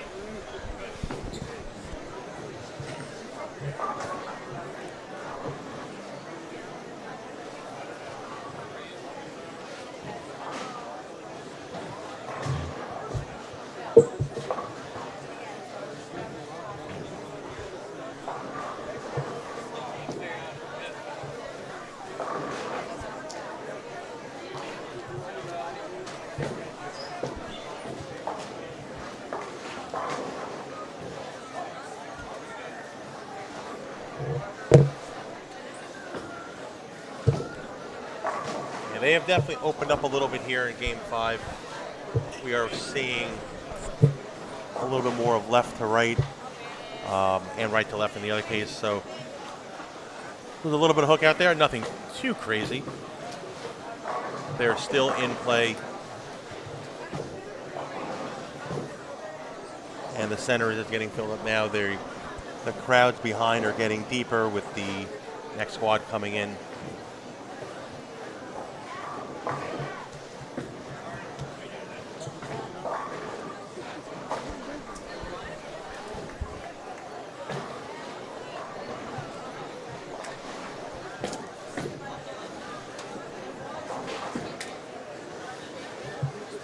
That's a pretty good shot right there on lane 12. Again, he stayed on balance, what Chuck was talking about earlier in the booth, just keeping your balance and hitting the line solid. That is the key. He preaches that and he swears up and down that is key to bowling today. He's hitting the line solid and staying on balance.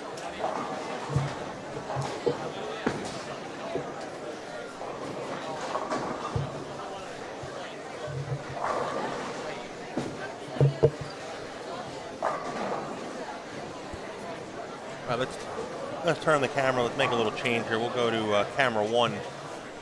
That is going to be covering 5, 6, 7, 8. And we're going to get 9 and 10 in there a little bit as well.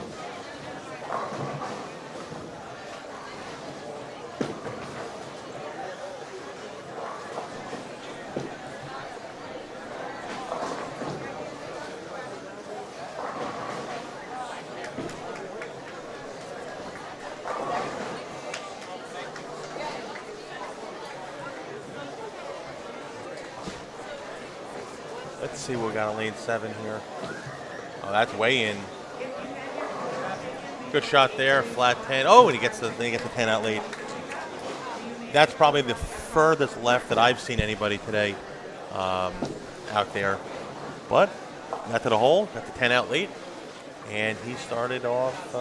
He gets a hit. He did not have a double. I apologize. He did not have a double there.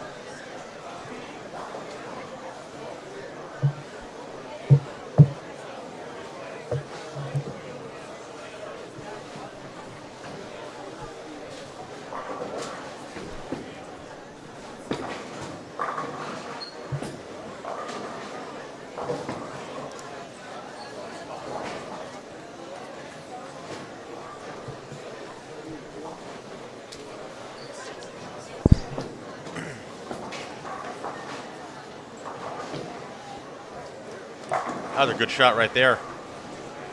Nice way to start off the game. He throws it pretty well. Up the back of it, hits the line nice and solid. Very good shot.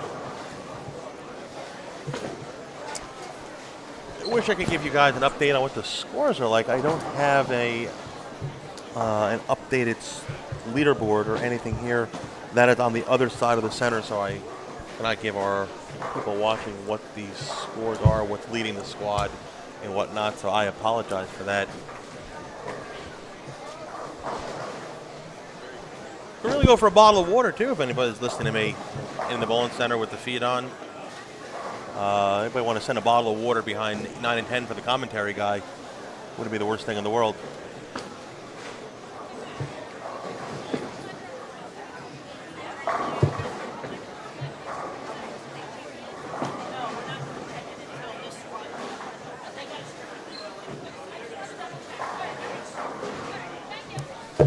All right, so let's look here. We got lane 9, second frame here.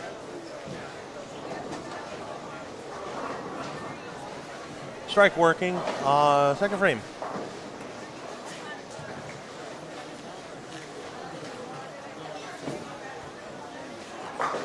Great shot there, slapped the 10 out late. Really good shot.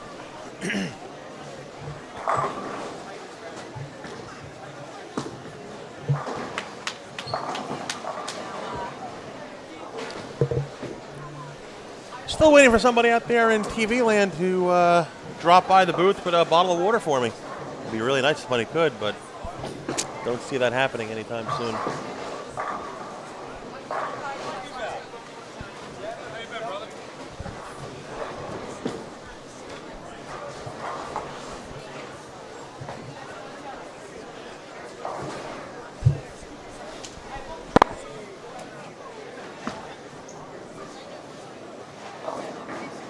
Little mixer there on 11. Nice shot there.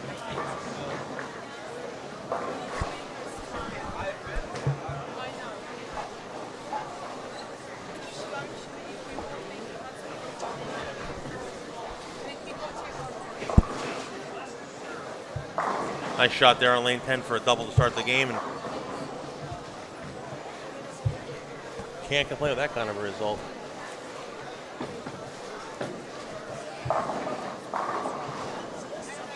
turn the camera here. We're going to move the camera a little right. We're going to be going down to 11, 12, 13. Oh, stone 9 on 12. Great shot there.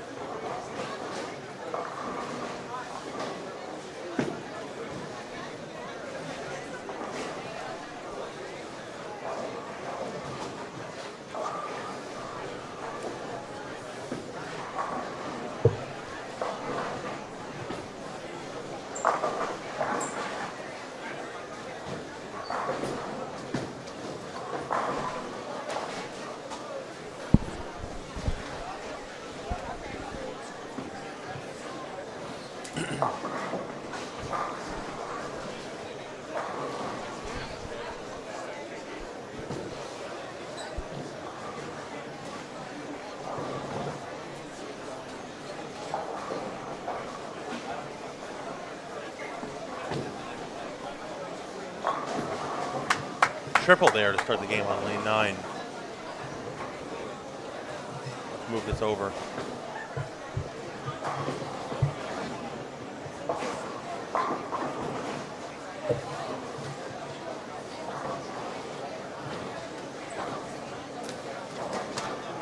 Nice shot there on lane number 9 for a triple. This gentleman appears to have a good look on this pair. He's thrown 3 shots, posted all of them, slapped the 10 out late on each one. So 3 triples to start off on lane 9 and 10.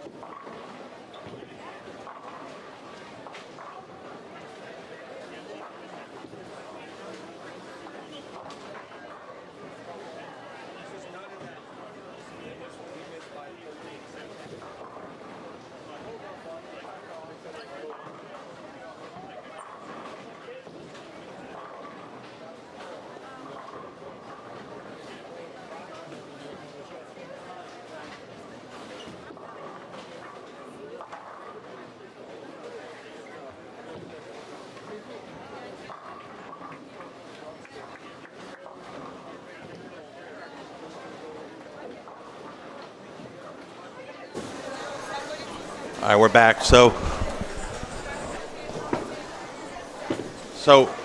we have 4 in a row on 9 and 10.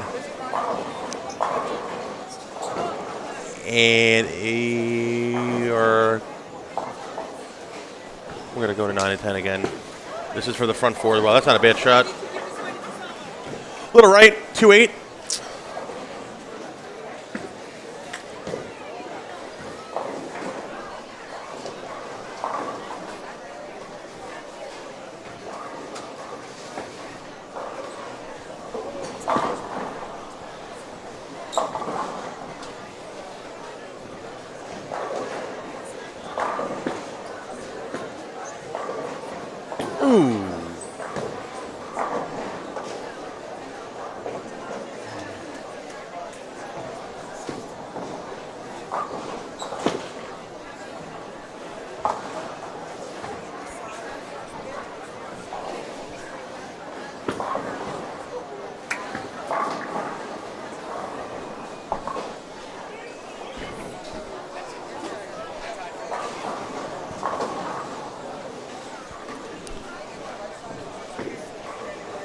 So we're going to have Aaron Reingold here on 9 and 10 getting up on a triple to start off his game.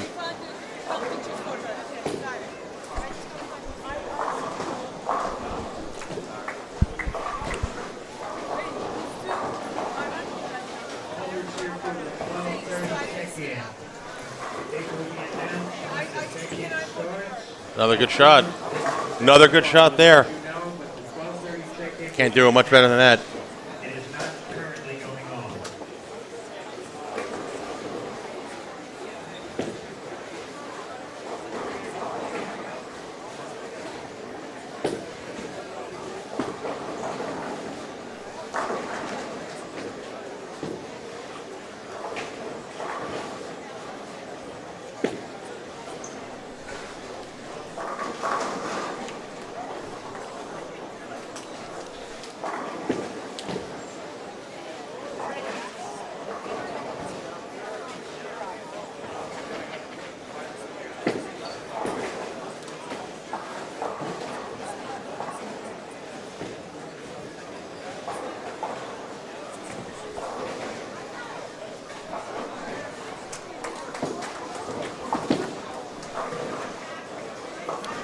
Nice spare there.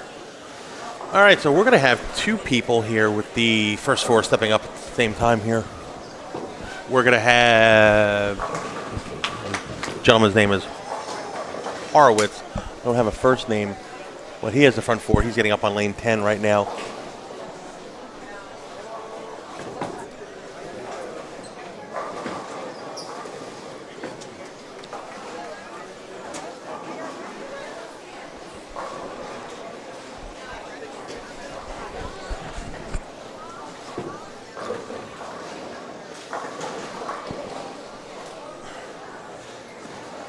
Good shot. Very good shot. That's 5 in a row. Couldn't have thrown that one any better. All right. And we're going to go to the other gentleman on 9 and 10 that also has the front four going for 5 in a row. Chance to get a big game to end the block and jump some spots up the leaderboard.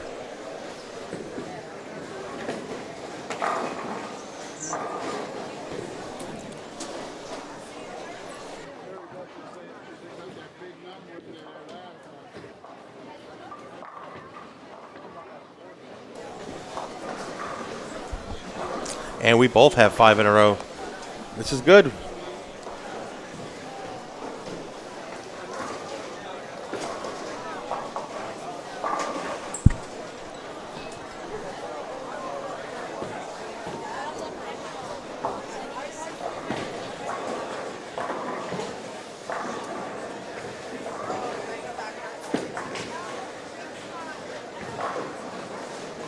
Oh.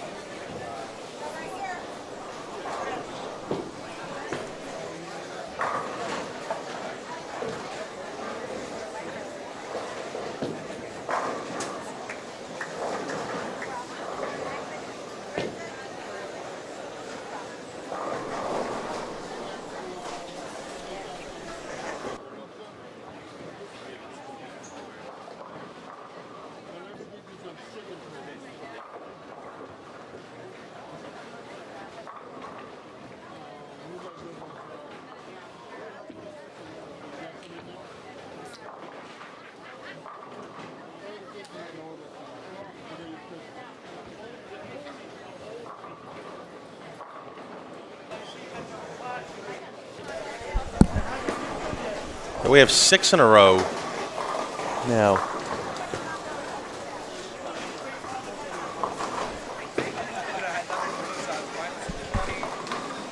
Minus 26 after 3,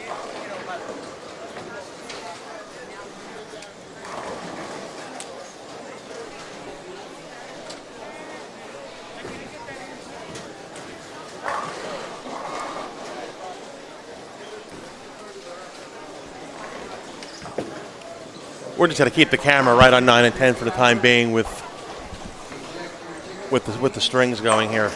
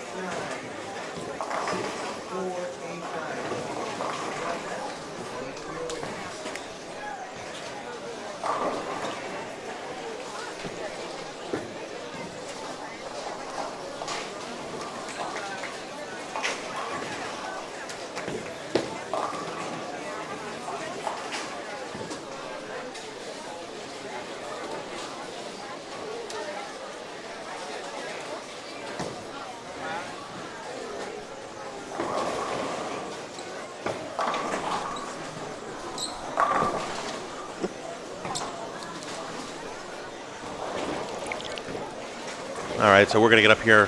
This is Mr. Reingold here on the front 5. He is going for 6 in a row now, trying to match his counterpart on the pair who already has the front 6 posted.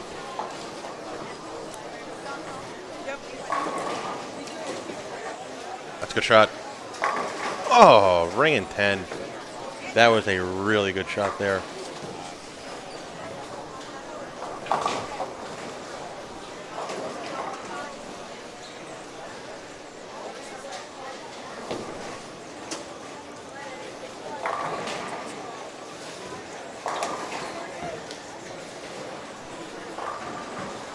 In case anybody's wondering, I just got a bottle of water, so thank you very much for whoever is listening out there in YouTube land to bring me a bottle of water. I appreciate it.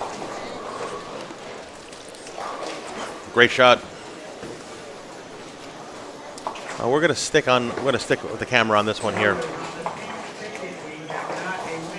Good shot. Good shot. We're gonna stay right here, 9 and 10.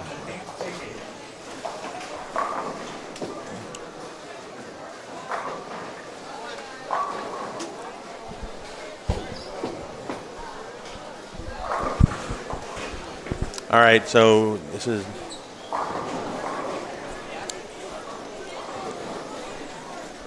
what's his first name?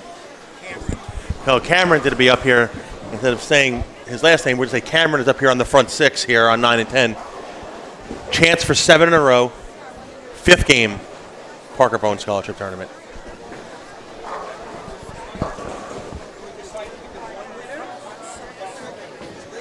Cameron has the front 6. Chance for 7. It's a good shot. It's a little in. Trips the 4. Front 7. Wow. All right. Great shot there.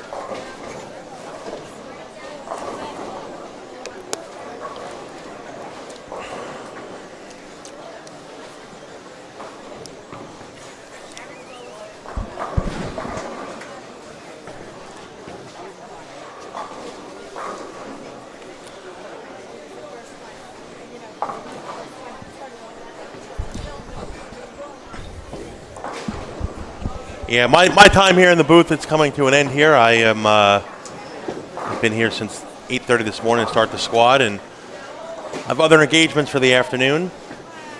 We will have other coverage in the booth. For Chuck Gardner will be back in the booth later on today.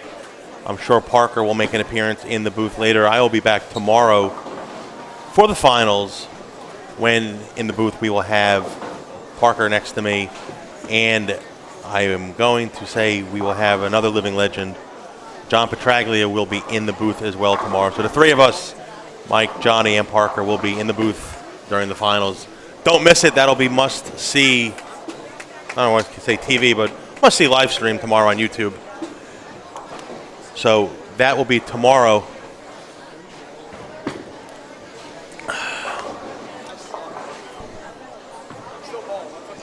Anthony Nyers is crossing path. How are we doing out there? I know you started off a little rough. Saw 160 the first game. What are we looking at now?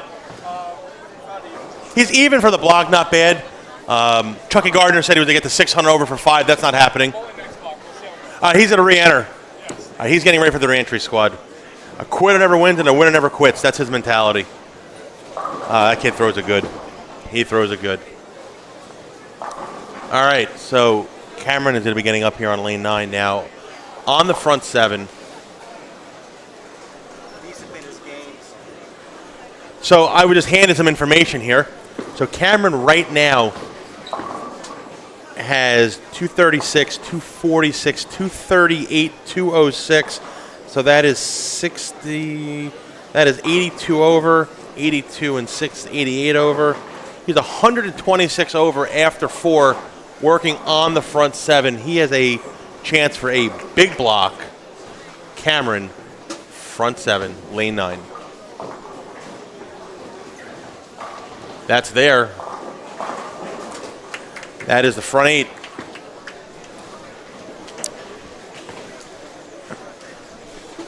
That is pretty good. Is that urethane? Is that urethane? Urethane seems to be a look on this pair. A lot of people come to this pair, and Urethane is a safe play on 9 and 10. So he is 136 over after 4. I believe 136 over, if I did my math right.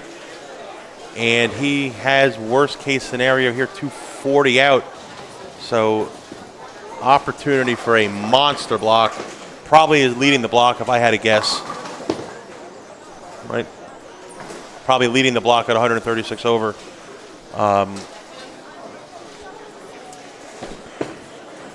Yeah, that's a pretty safe guess there. Now his counterpart, Aaron Reingold, getting up here. He had the front 5 with him. Yeah, 4. Oh, that's right. All right, he's out of trouble. He broke up the split. A little fast there. It's all right. It's makeable. Make this pair still has 250 in the wood this game.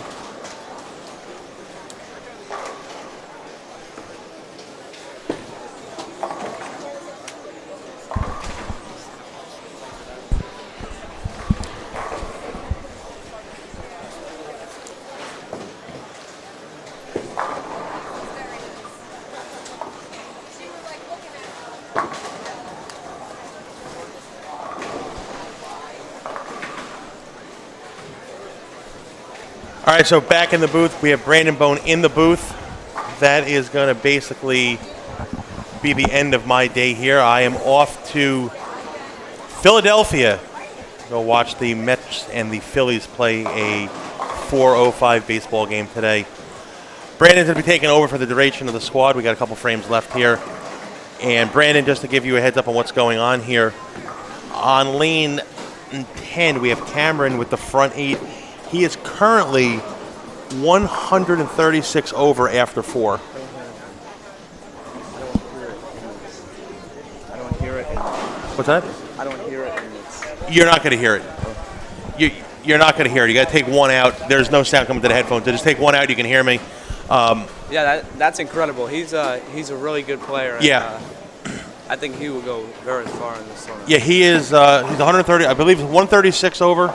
If I did the math right, his dad showed me his scores really quick. 126 over. I'm sorry, 126 over after 4, and he's on the front 8.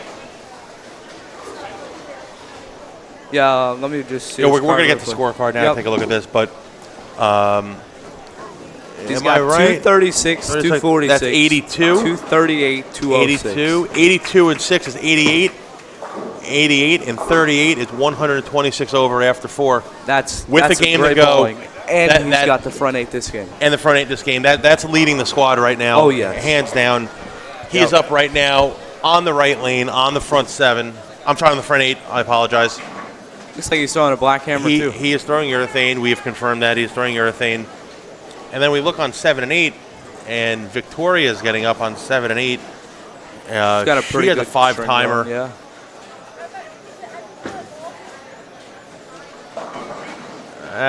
Trouble there. All right, so let's get to Cameron here.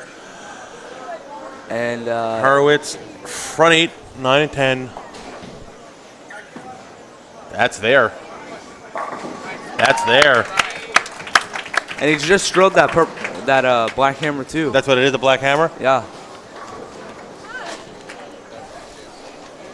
That is front 9. And I'm not going to leave right now. I was going to leave, but now we have a chance for perfection, so I want to be able to potentially call a 300. Yeah, that's incredible. It is incredible. He won junior gold this year. Did he? He's a very good player. Out of Rochester. Good shot there, Mr. Reingold there. He's going to be pacing 259 this game. That's another big number. So he won junior gold this year. He won junior gold this year. Yep.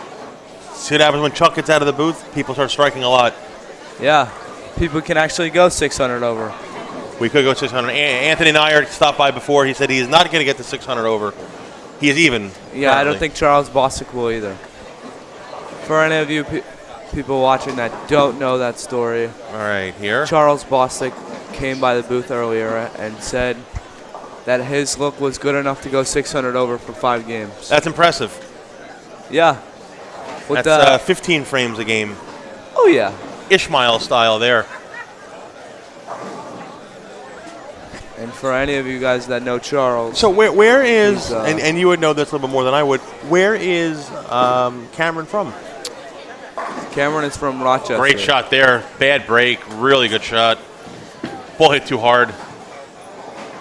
Oh, to where a little bit about him. I'm sure you know a little bit. Where is he from? Age? Cameron is, I think, 16 or 17. He's 16. Let's say 16 years old. He's from Rochester. He has his own company called. It's on a shirt. It's called Magnum. Okay. And he just made a new product called the Immortalizer. Is that the bag they're selling? Yes. Oh, that's the bag. It's the bag that we're selling here for just $20, and it helps keep your bowling ball in a fresh way. Huh. So, All right, I'm going to cut you off there. Cameron, front 9, lane 9. That's there again. Got to push. That's there. And so anyway, with this Immortalizer, it keeps your ball as fresh as it can be. So instead of going out and buying a new ball when it dies, if you keep it in the Immortalizer, it will keep it like a brand new bowling ball.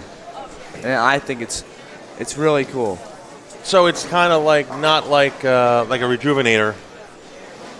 It's close to a rejuvenator, but it's not. It keeps your ball like the same shell. Gotcha. Yep. Interesting. Very interesting. Cameron Hurwitz That's for the there front again. 11. That looks right. That's 11. So just to give everybody a little update here, Cameron, front 11, currently at 126 over for 4. He's going to get to 200. He's going to be 220 over minimum, and that is without a doubt leading the block. Brandon, we have a chance to call perfection. That's incredible. This is incredible. The entire center is stopped. Everybody's around their Everybody's phones. watching. Everybody has their phones out. There is nobody bowling right now. There's no. Let's just watch. For everybody watching, it is complete silence. It is in here complete right silence now. here. There is not a single lane on. Everybody's running down for perfection. Oh! Great game, 299. That's some incredible bowling. That's Michael. incredible bowling. So, just to recap, that is 225 over for his 5 games today. 1225 for 5. That is going to be leading the block. Oh yeah. That is going to be bonus bowling tomorrow on Sunday for him. Great game, great bowling. And Brandon, on that note, I'm going to be checking out. It has been great entertaining everybody for the past 3 hours or so here today. I will be back tomorrow in the booth. And that is me signing off. It's a pleasure to have you, Michael. Brandon, thank you very much. us. Hit the mute button.